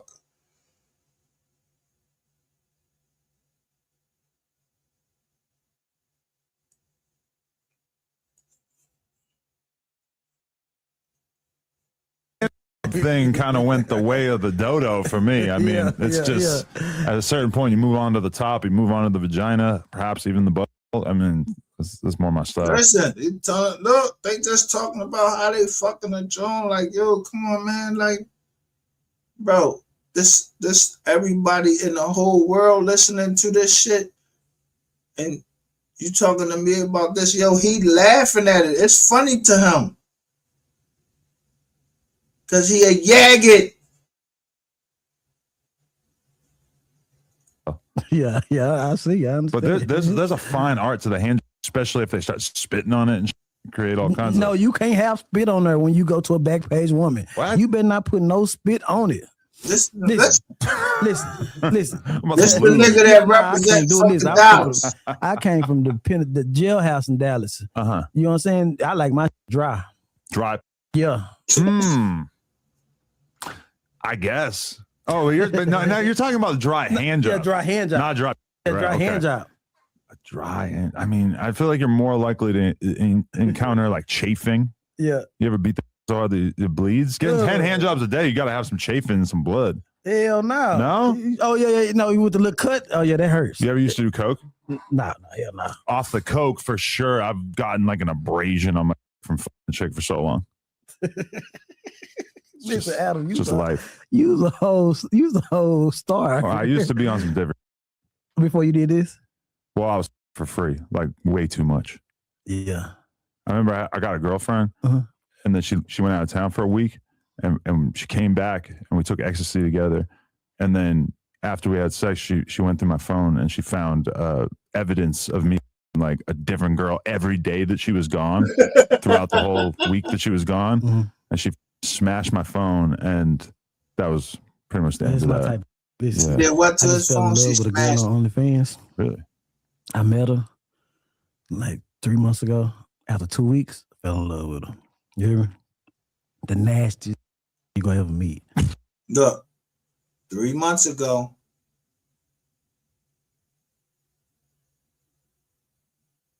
he met what?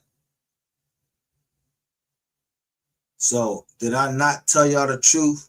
Somebody contacted me. The girl had an OnlyFans channel. Her name was Purple Rain.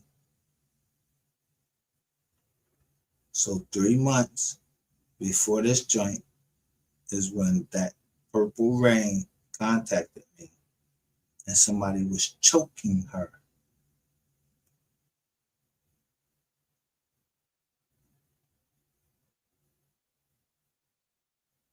Do I still have? I told you, you can't get rid of that shit.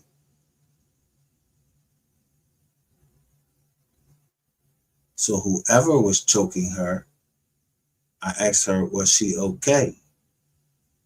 And she couldn't speak.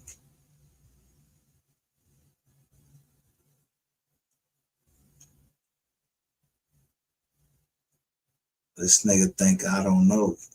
But I know. You hear me? And sexy, right?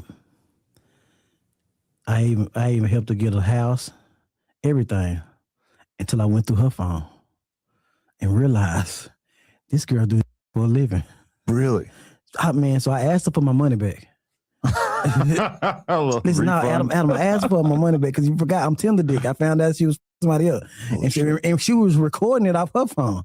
So I asked her for my money back. Get my money back. So I called the housing from the rental house she was using. Mm-hmm. And I said, I want to let y'all know this girl is using a CPN. Dickhead. She was recording it off of her phone. I saw it. And you said you asked for your money back? That means you was buying pussy, nigga.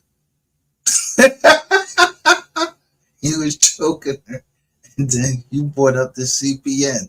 So that connects you with the John, Jackie, and all of them. Yo, bro, you was been being set up.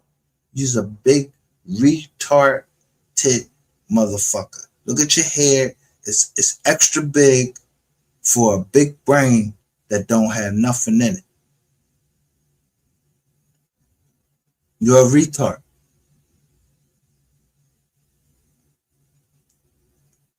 When I said I was ready to go to hell for my daughter, I was ready to go to hell. Meaning I look at porn because I'm gonna make sure none of these is my motherfucking daughter. Because a nigga said something like, yo, she gonna go to Pound Town and all of that shit. Yeah. Y'all motherfuckers on this joint, y'all talk reckless and y'all don't know. I'm the type, yo, I try to fold you up and everything, try to get rid of you. Start chopping pieces of you and everything. Might throw you in the motherfucking frying pan, cook you up, feed you to some fucking dogs, or throw your shit out in the fucking joint. Yeah. I'm numb to that death shit. Except when I see somebody plotting against somebody that don't deserve it.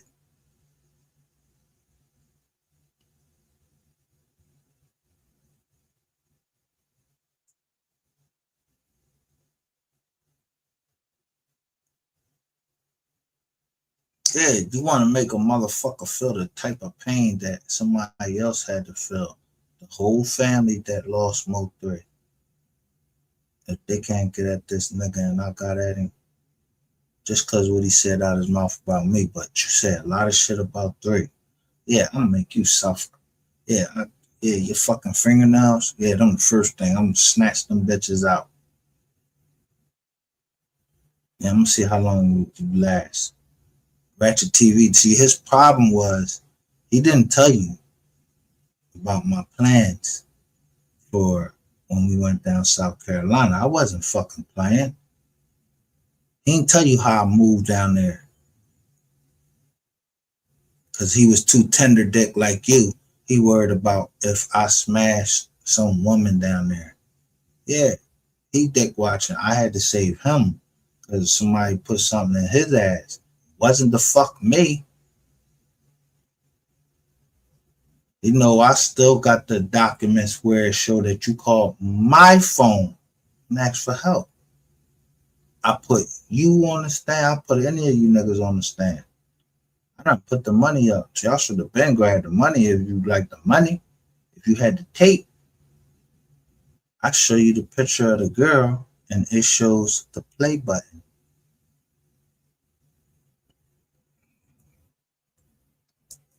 Now, why you think Ratchet TV shit was getting enhanced when he came with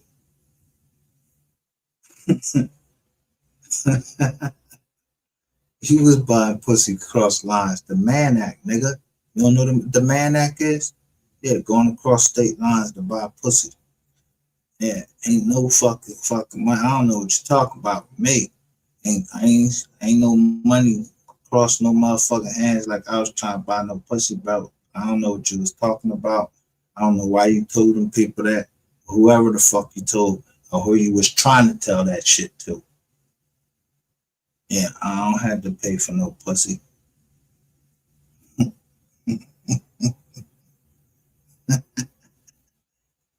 Prostitute.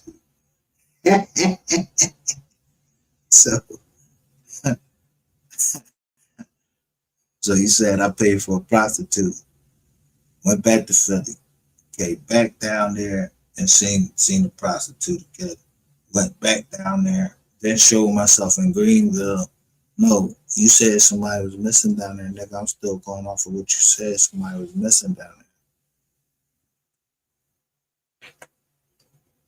But you should have looked at and what was the last name of that person that you called crackhead or prostitute. It was Williams.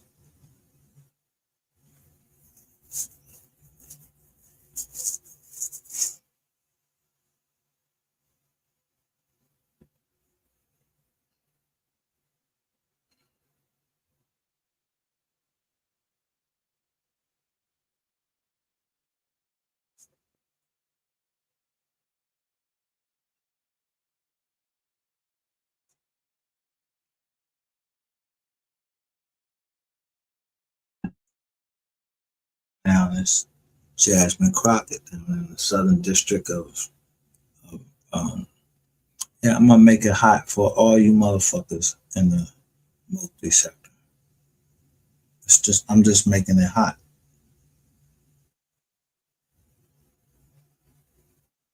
Just by a hashtag. It's homicide ATF. Yeah, they get tired of that sooner or later, and then they just gotta go kick the shit out of somebody.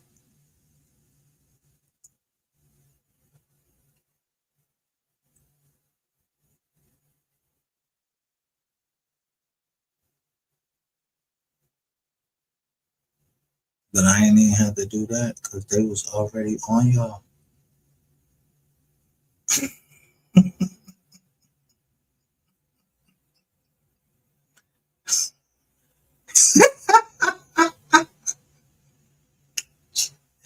It was on y'all.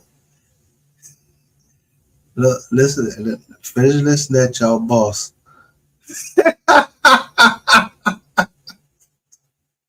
Look, he got the Brooklyn joint on, right? And then when Wack talked to him, and when I say the end, Brooklyn say I can vouch for him. Oh, you can. The whole joint get on there and tell them how the fuck you going. Who the fuck is they like? Who the fuck is this motherfucker talking about? He vouch for him. Yeah, I don't vouch for nobody. And she's living under the CPN. What is a CPN? It's just a fake identification that people use down south. Okay. Police. They don't use it down south. They don't use it up north, though, huh? See, that's where this nigga is a fucking airhead idiot. Yo, CPNs up north, yeah, that shit is a thing of the past. I teach just get an EIN. So you telling me that only down south y'all using the CPNs? Well, then I show you the better way, and that's why y'all in the situation, y'all, and we able to catch y'all. And we not cops. I'm not no cop. Let's say get an EIN, which is legal. You a business.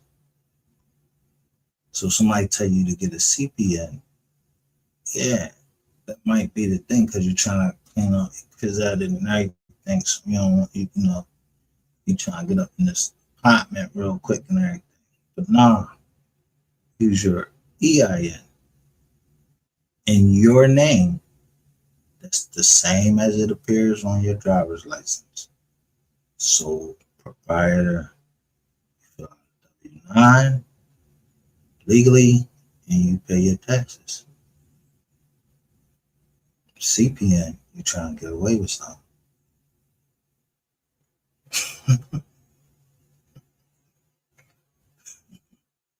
Look at my past life and think that I just stayed there, stuck in the fucking mud. Yeah. Praying for fucking rain. I'm stuck in mud. Yeah, that's dumb.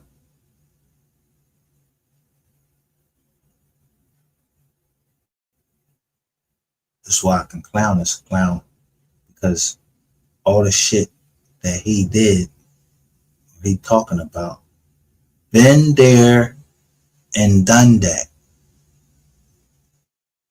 So I just changed up and showed people you get a DUNS number, all of these things. But him and the the stripper bitch say that I lied. I lied. Well, whoever made this logo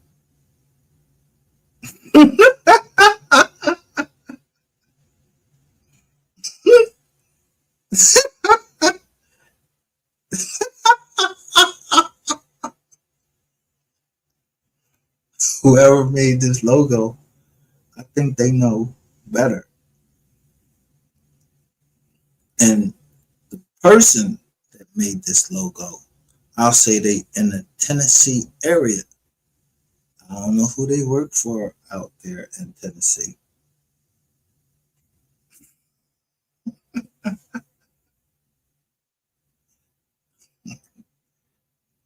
My channel don't get struck for playing Empire music. I know that. He came, took her to jail. She had to move out the house. All she had to do was get my money back, Alan. You don't think that is snitching? Yeah, I don't give a damn. Don't trust no OnlyFans. I don't give a damn. Don't trust no OnlyFans. What the fuck do you think the platform is? OnlyFans. Pay the money. Why you think you could get your money back? Because you thought you was her only fan? It's a S there, nigga. OnlyFans with an S. So if she on OnlyFans and she dancing or she doing whatever, bro, yo. So you fell in love with an OnlyFans chick. You's a dickhead. You a tender dick nigga.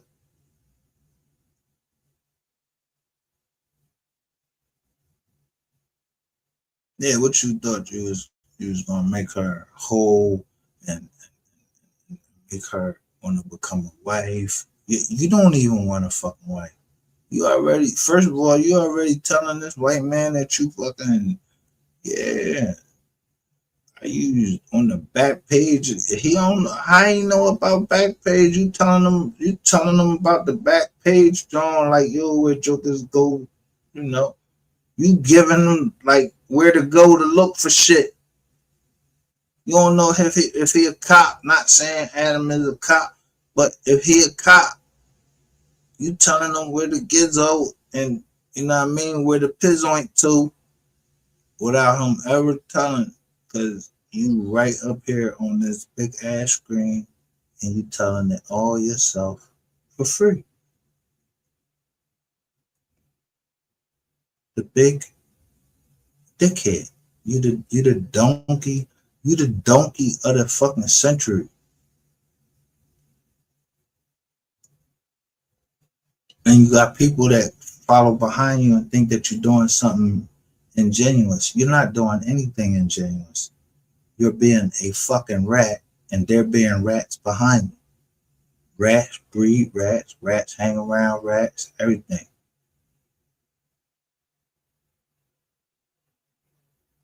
So it was time for, what's the name, to shut you the fuck up.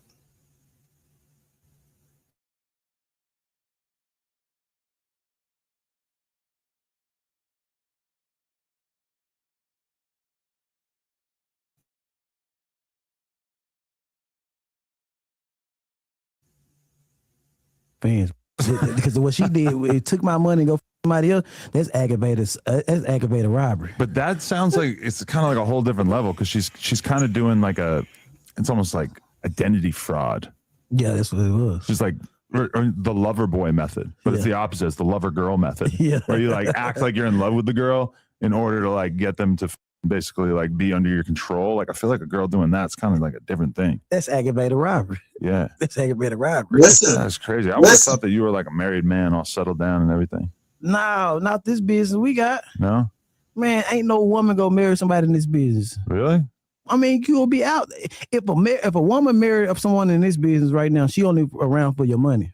You catching flights every night, every week, going this place in the club every night. Ain't no real woman go settle for that. Because okay, I'm gonna be real with you.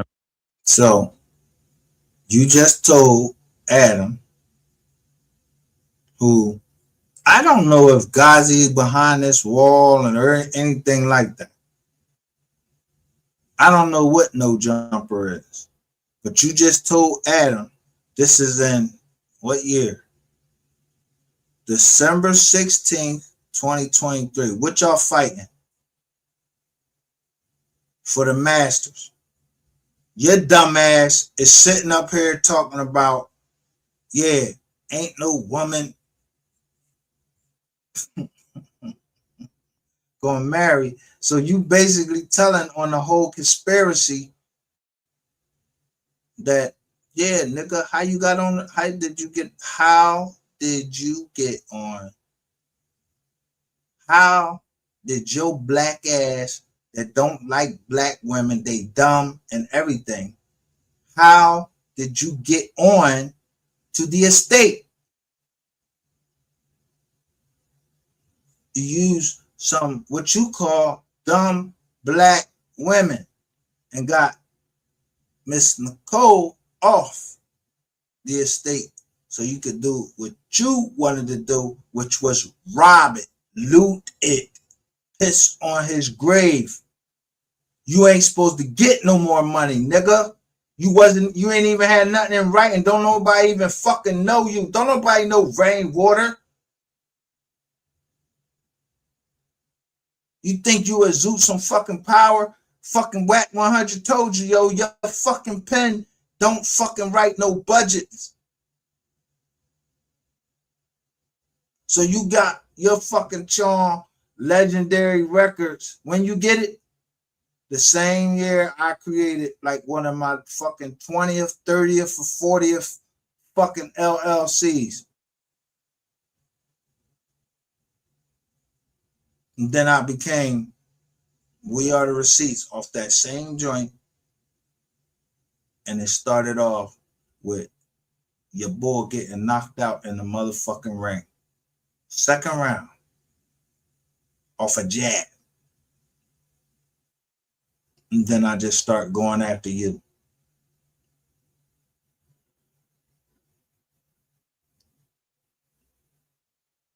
And start putting the paperwork out. That's what happened, nigga. Tell the truth.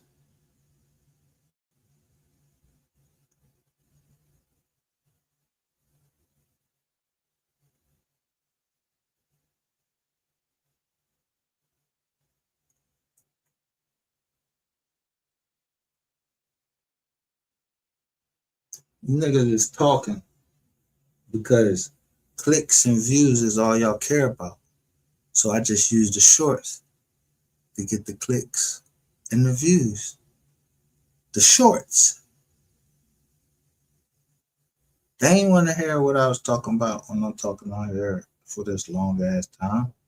They like the shorts, but I made sure that I put shorts of you, shorts of 88 and her pop. Yeah, them shits got some views.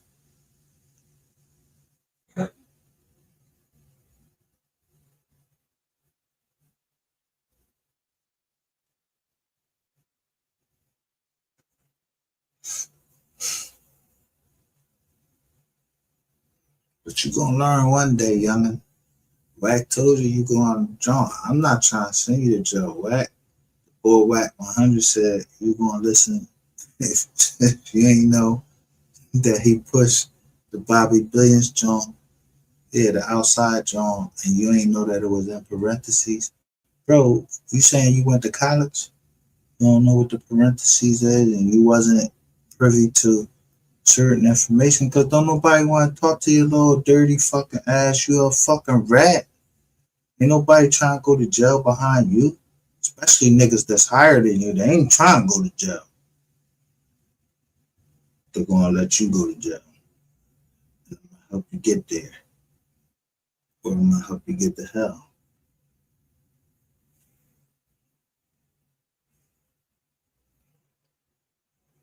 Fuck my uncle KID daughter and MO3. You move the gun. Then y'all come up with this bullshit movie shit. Yo, get the fuck out of here. Are you fucking crazy? Man, yo, yeah, that wasn't no fucking $10 million fucking project, bro. That wasn't no $10 million project, even that shit. Now, I don't know how much y'all cost the city, but it couldn't be that in 3 different jurisdictions, $10 million is the number. That's $30 million.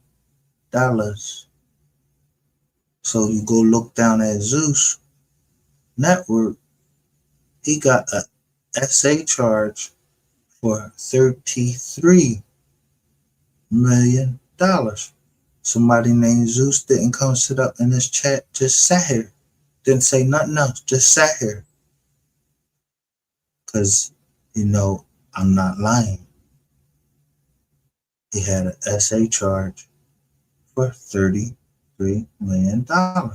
Where y'all thought y'all was going to stream what? What was y'all getting ready to stream over there? We wasn't getting ready to stream the motherfucking Jackie and the motherfucking Queen 80, 30, 38. Yo, y'all was trying to stream that shit over to the Zeus channel and call it Baddies. Yeah, remember Philly was on there. The Baddies joint. Yeah. My homegirl, she is big. And a little chubby jump, she can rumble. Yeah, you niggas ain't have nothing to say to her.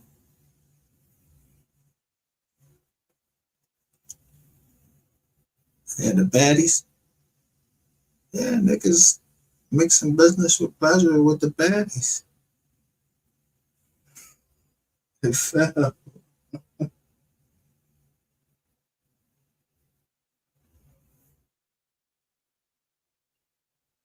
But when you go down with the Titanic, god damn.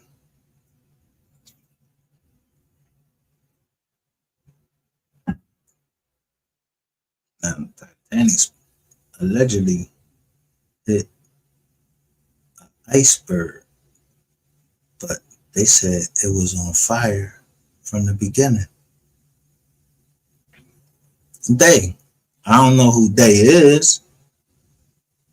I don't know them or nothing. I don't know who them. I don't know who they is, but they said that drone was on fire when it left.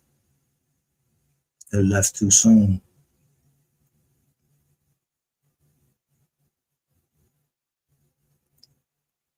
So who the next one to leave too soon? I live my life, so it ain't too soon for me to leave. No, they looking for somebody to leave soon, too soon. They ain't looking for me. I'm looking for them.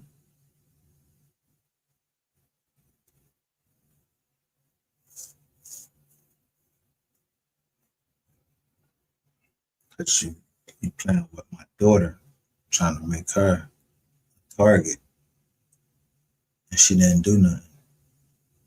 So that's where, shit get fucked up at, and that's where niggas get fucked up. You talking all of this gangster shit, that let that be a lesson for all gangsters. Who the fuck you think you talking to, Rainwater? When you said that, whatever happened to MO3, let that be a lesson to all gangsters. To what? What gangsters? Who the fuck is you talking about as gangsters? What is a gangster? You know what it is?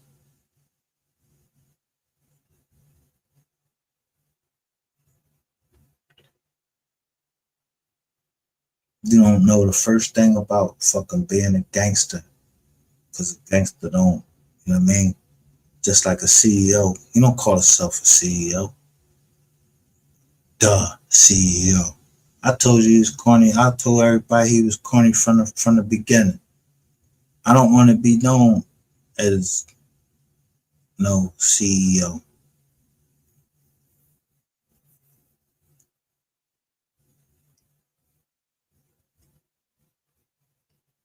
I'm just a trustee. You know what the trustee of the church is?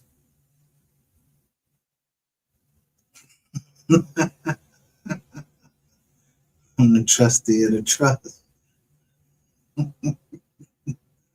Escort you in or escort you out. You're like an usher. I mean, simple as that. I can't put it any simpler than that.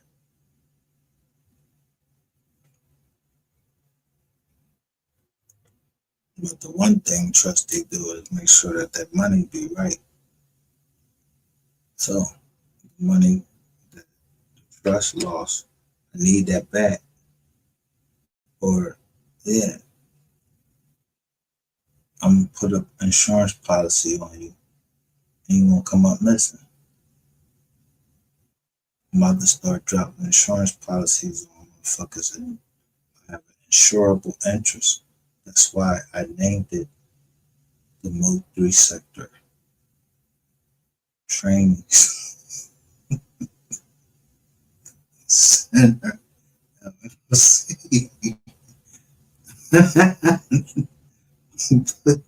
Make me start collecting.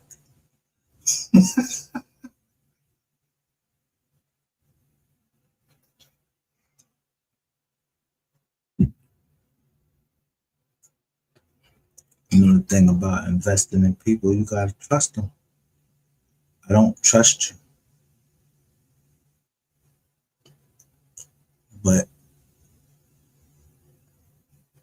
yeah, your numbers are starting to fall. So yeah. Either you paid them back already, or it's time for me to get my pay, because I need to make sure you got a hip replacement. You said the ball kicked your hip out of place. Did you get a hip replacement?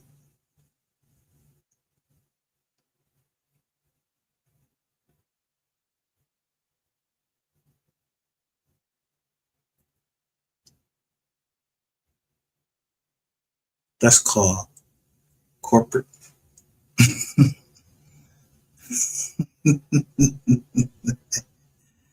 Life insurance. You got universal life. Yeah, group life. It's a whole bunch of insurances. Yeah. I don't know about the boy Yellow Beezy. I don't know how much I'm worth. If y'all all in this together, and Ratchet TV, I don't know how much he worth. Y'all gotta go to the doctor. I need to see, some medical records, because they say y'all fucking on everything down there. See, you think Sean Cotton was gonna get you out of this? No, I'm taking out a policy on Sean Cotton too. There's people standing in apartments up here in Philly. Apartments. Unless he is lying. But I know that. Yeah, his digital shit. His digital. He went live over top of me for what? To put Moschino over there talking about some old shit that he had with Gilly. Yeah, that's handled in Philly. Niggas don't come to Texas to talk about Philly business. Moschino, he'll know better. He'll know better than that. He'll know what you're trying to leave, or he already know what you're trying to do. He just getting that change act. You the clown. You the corny nigga. That's you, say Cheese. You the corny nigga from around the way or something. You just is a corny nigga.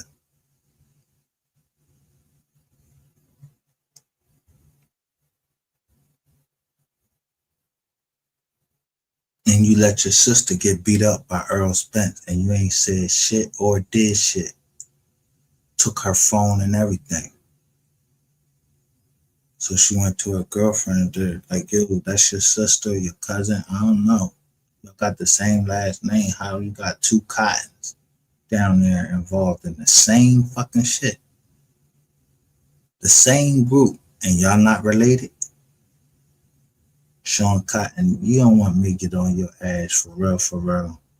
Because you know the next time you come to Philly, yeah, you'll be tied up and put in the trunk and, you know, ride you down fucking Germantown Avenue over them train tracks, over them bricks.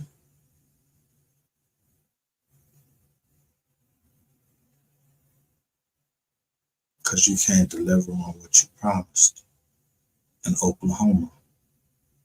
Yeah, you trying to sell that Oklahoma property and it got dead bodies on it?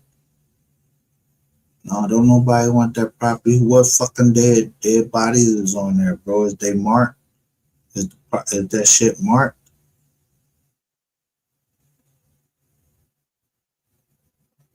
Yeah, because for somebody to buy that property and then you trying to sell that shit for some Bitcoins and shit, nigga, how come everybody that was trying to come to me and legit money, all these motherfuckers that was trying to come to me on my motherfucking page, Instagram page, yeah, why the fuck y'all just got ghosts off my page? Now that shit, I can't even click your jizz on it. Because y'all was frizzards. Scammers. Every time y'all came, what did I say? My company is not involved in those type of investments. I know when the government trying to send somebody in, nigga. Is you stupid? So, the government ain't getting this time. They're not getting in because I don't know nothing. I don't know who this dude is right here named Adam. I don't know why you talking to him about some bill. You said some bills that was counterfeit. I know you sent me. I don't do no fucking counterfeit bills, bro. I don't know what the fuck you doing up here talking. You talking crazy up this joint, bro. You don't know who listening. When I listen to Rainwater just straight elaborate about the hustle, I get very motivated. Mm-hmm. That's one of the things I really like about your interviews like that, is that you're just really prophesizing about the hustle and being outside. And like when you're talking about why you like Big X the Plug, you're just like, he's outside, he's at the after hours, he's mingling with the people. And I like that because from my perspective, I suck at that for the last few years, and primarily because through making this kind of content, I get to just sit here and reach a huge fucking audience. And I take it for granted that I don't have to jump on a plane and go to Dallas and touch the strip clubs in Dallas and go to Atlanta and be around all these guys and everything like that. And I realized, though, that at the end of the day, in the rap game, your relationships are kind of everything. And you gotta touch the soil. I'm gonna leave here, go to San Francisco to the Empire Christmas party, leave there tonight. I'm gonna be there tonight. Go to Mhm. Vegas and go back to Dallas. Vegas. What do you? Hey, get an itinerary. This the dumbest nigga. Yo, you giving your itinerary? What you going to Vegas for? What's in Vegas?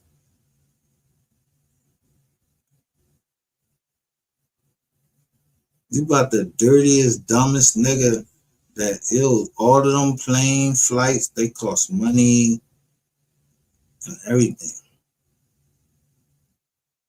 20, 23.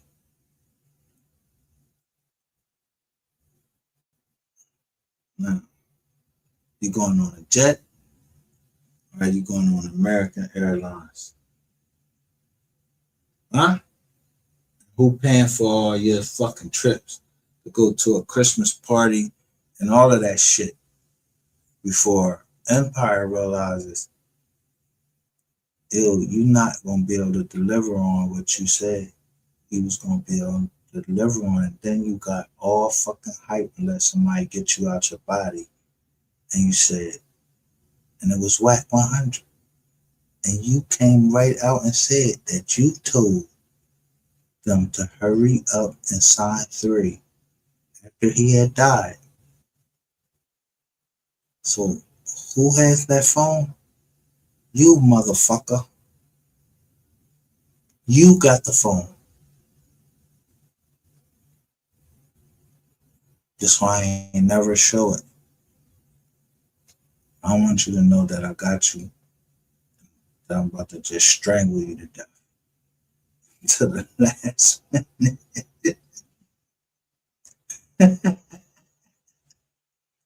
Yeah.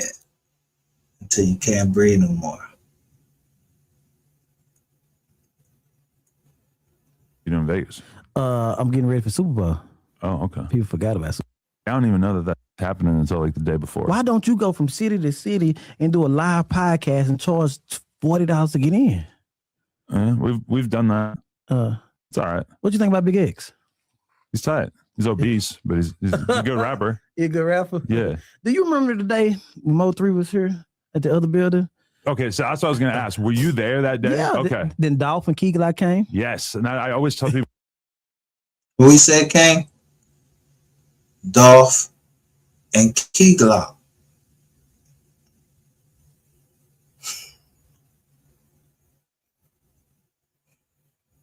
That's when you know you defeated.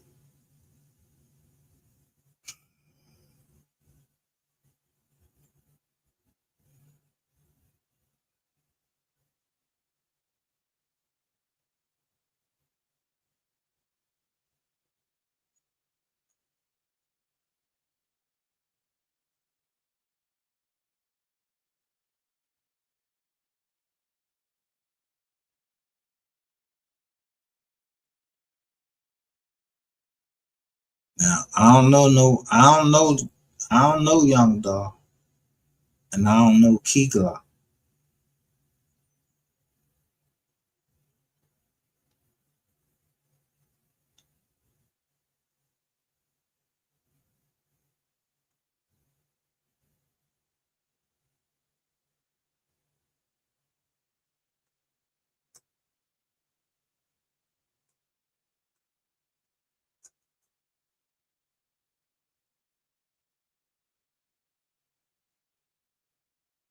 I don't know what type of car they drive or none of that. I know that shit that your man Sean G showing right now.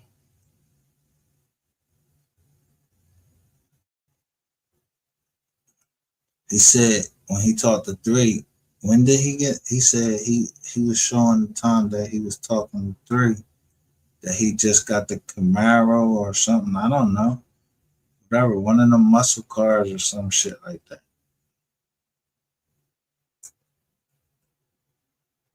I don't know. I ain't into the muscle car. I don't drive them.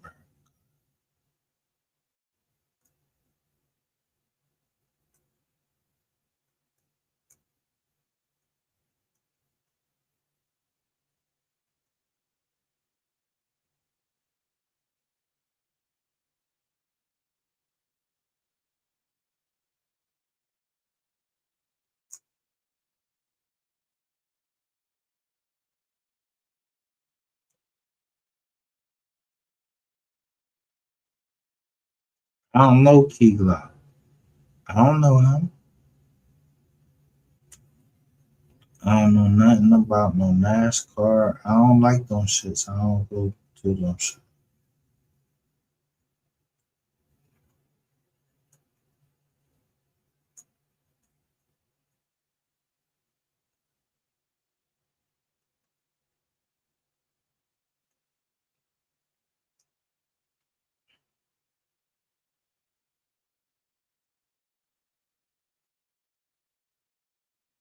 Can you tell me from the top of that, what type of car is that?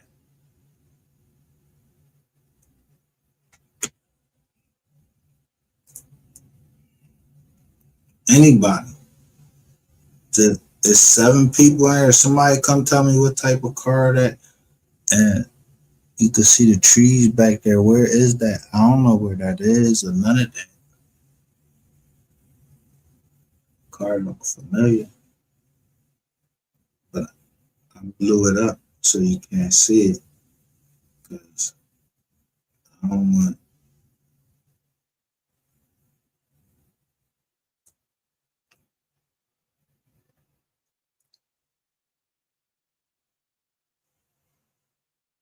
Anybody feel like I'm betrayed. I ain't showing nothing. I'm just showing. And you see the sky back there, and it's a black car sitting right there because we don't never know what happened to Sean G car. Sean G got pulled over, locked up, but it don't say nothing that what happened to the kid. Nah, somebody got the kid. Nah, waiting for Trit now, like trial. So we know the.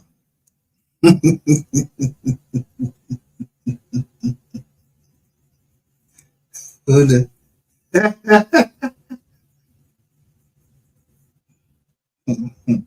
over here? I hope everybody understand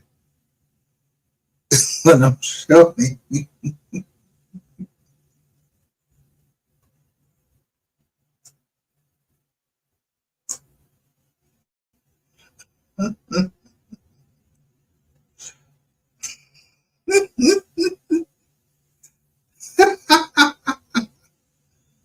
Now, what you gonna say now, Rainwater? What you gonna tell? Who the fuck the next person you gonna tell? Yeah, you don't know how I got this picture. I don't even know what it is. Somebody just sent me that joint as a gift.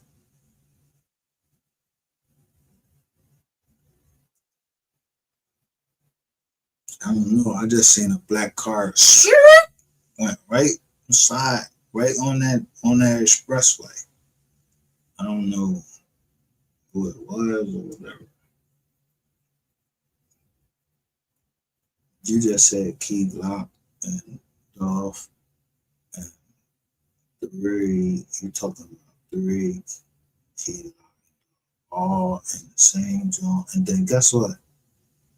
How the fuck is it that King Von was gifted by what's the boy up in Chicago? He was gifted the same fucking car. And don't nobody realize this shit. It's the same fucking car. He keep getting passed around. Everybody want one of these motherfucking Hemis or whatever the fuck this car is. I don't ride these motherfuckers. That's a fucking hood car to me.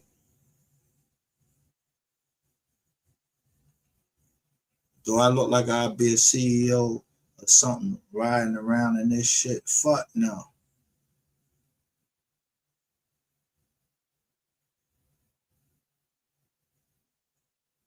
No. If this is the car, it's the car. If it ain't, somebody trying to play with me, I asked you something else.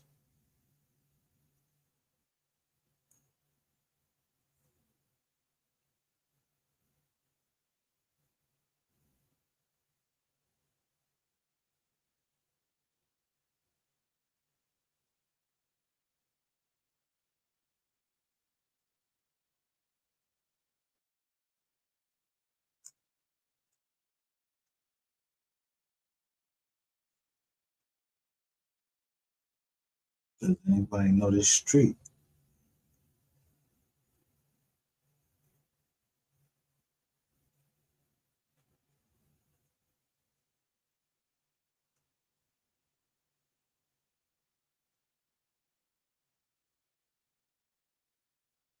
Y'all know this street right here? I don't know what street this is.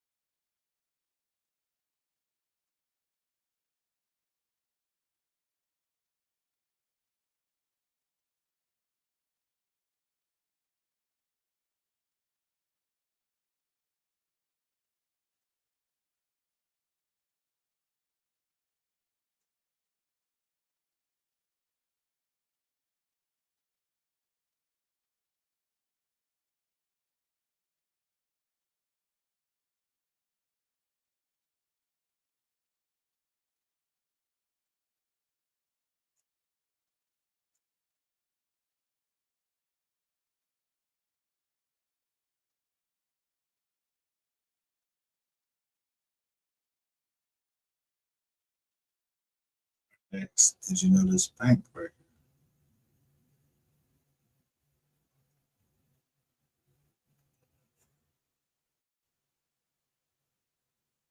I can't see no license plates. None of that shit. I can't see. I could just see the bank.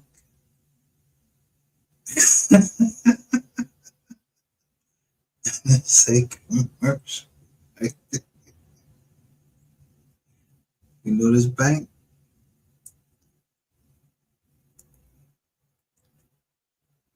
So don't nobody know this bank.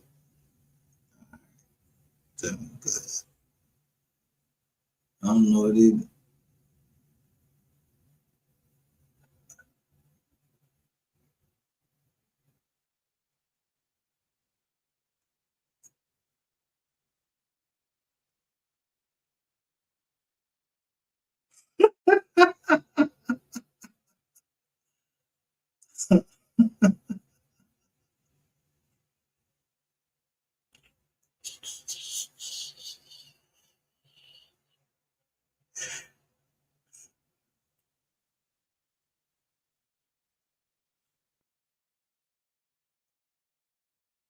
I mean, cadence means march, and you're marching in cadence.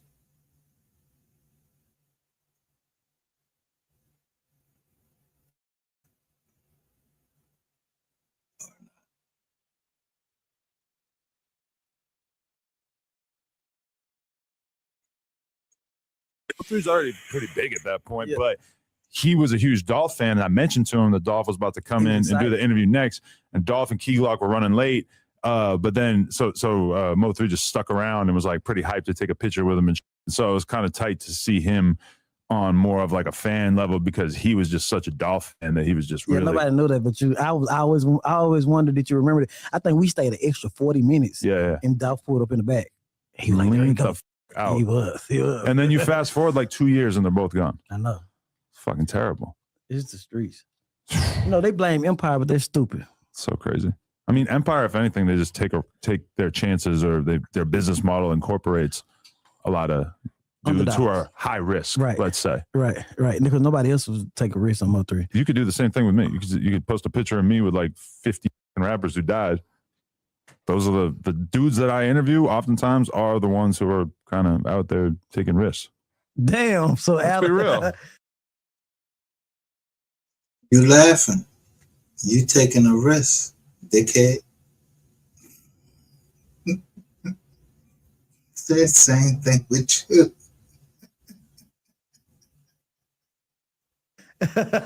Right. Same with you. If you manage 100 artists during your career, I mean, from what I've seen from you so far, they tend to be more street artists. So I'm done with it. You're over that.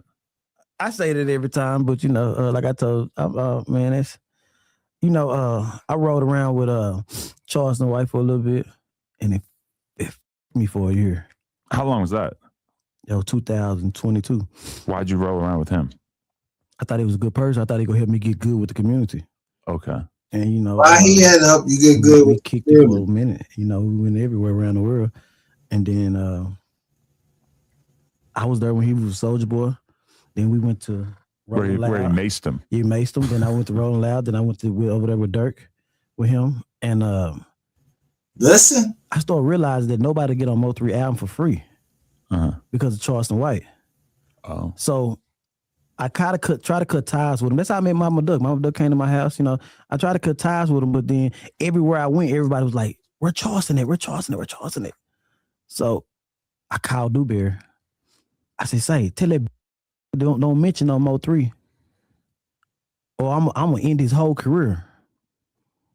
3 days later, MO3, this, that. Let the whole world know he ain't with me. Now everybody start calling my phone, getting no MO3 album for free. Really? Yeah. What the? I control him. Because Charleston White is kind of like the Donald Trump of hip hop, where he's like so controversial, people cannot look away from him. But at the same time, a large percentage of the stuff that is coming out of his mouth from time to time is very offensive and way over the line. He's a nerd. Right. He's a nerd that finally got attention. Right. You see him throwing the flowers, shut your bitch, like a angry nerd. But the thing about Charleston White is that when he was young, he wouldn't have been able to monetize his personality. Wow. But it is the world that we live in now, where being able to do a Say Cheese interview is going to get you, thousands and thousands of dollars if you're him, and then you can go do interviews with all these other smaller platforms or whatever.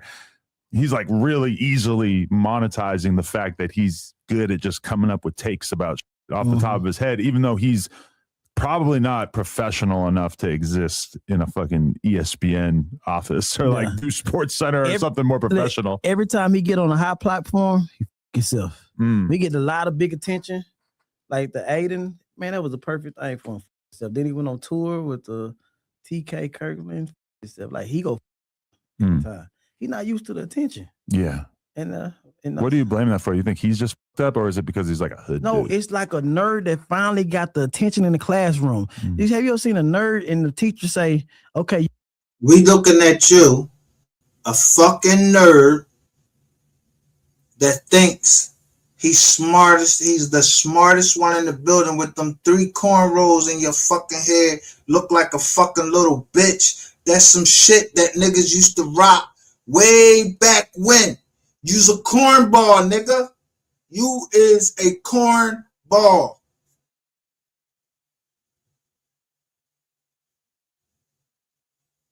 I like to get my blood pressure fucking raised up first thing in the fucking morning, looking at a fucking show about you, trying to act like you know what the fuck you talking about, knowing that every time I put up anything and say Rainwater think he's a business executive, everybody looks at that. You ain't no business executive. You's a business dickhead. You somebody that, go change that fucking trash can for me. And you think you're untouchable, but I'm getting ready to show you. I don't know nothing about who else you got no beef with or none of that. I'm going to show you how I'm going to touch you and your ratchet ass girlfriend, fucking Ratchet TV. I'm going to show you how I'm going to touch you.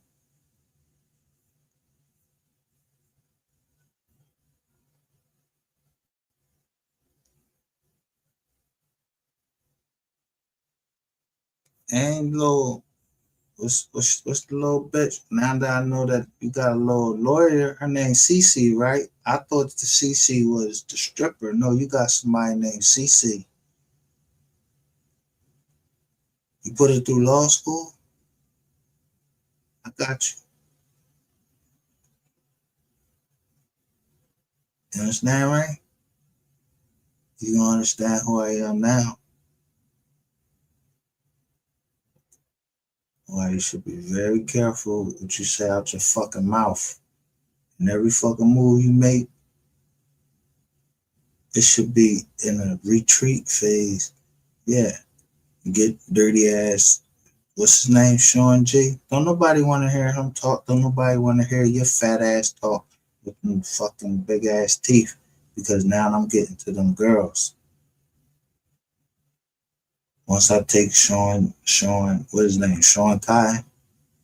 See, y'all said together that it was both y'all fault.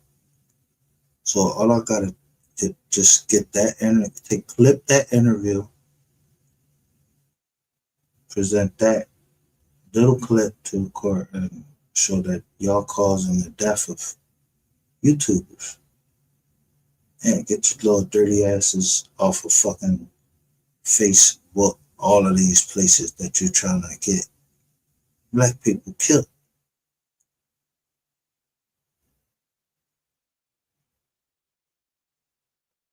Because it is y'all, right? Down in Dallas. Because he said he don't have to come to Dallas.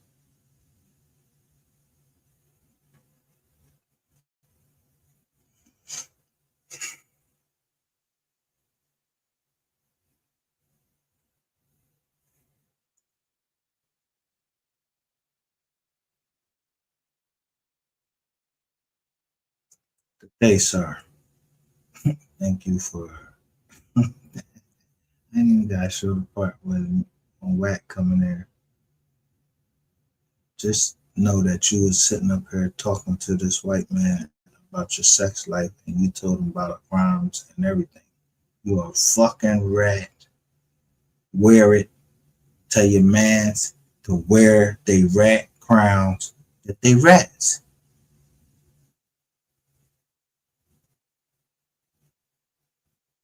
Stop trying to fucking go over my lies. You go over my fucking lies. It's the more money I'm gonna fucking take from you. And I'm taking that fucking house. I don't know what the fuck it is. I don't want to stay in it. It's got demons all in that motherfucker. But I'm gonna take it. I'm gonna put a lien on that bitch.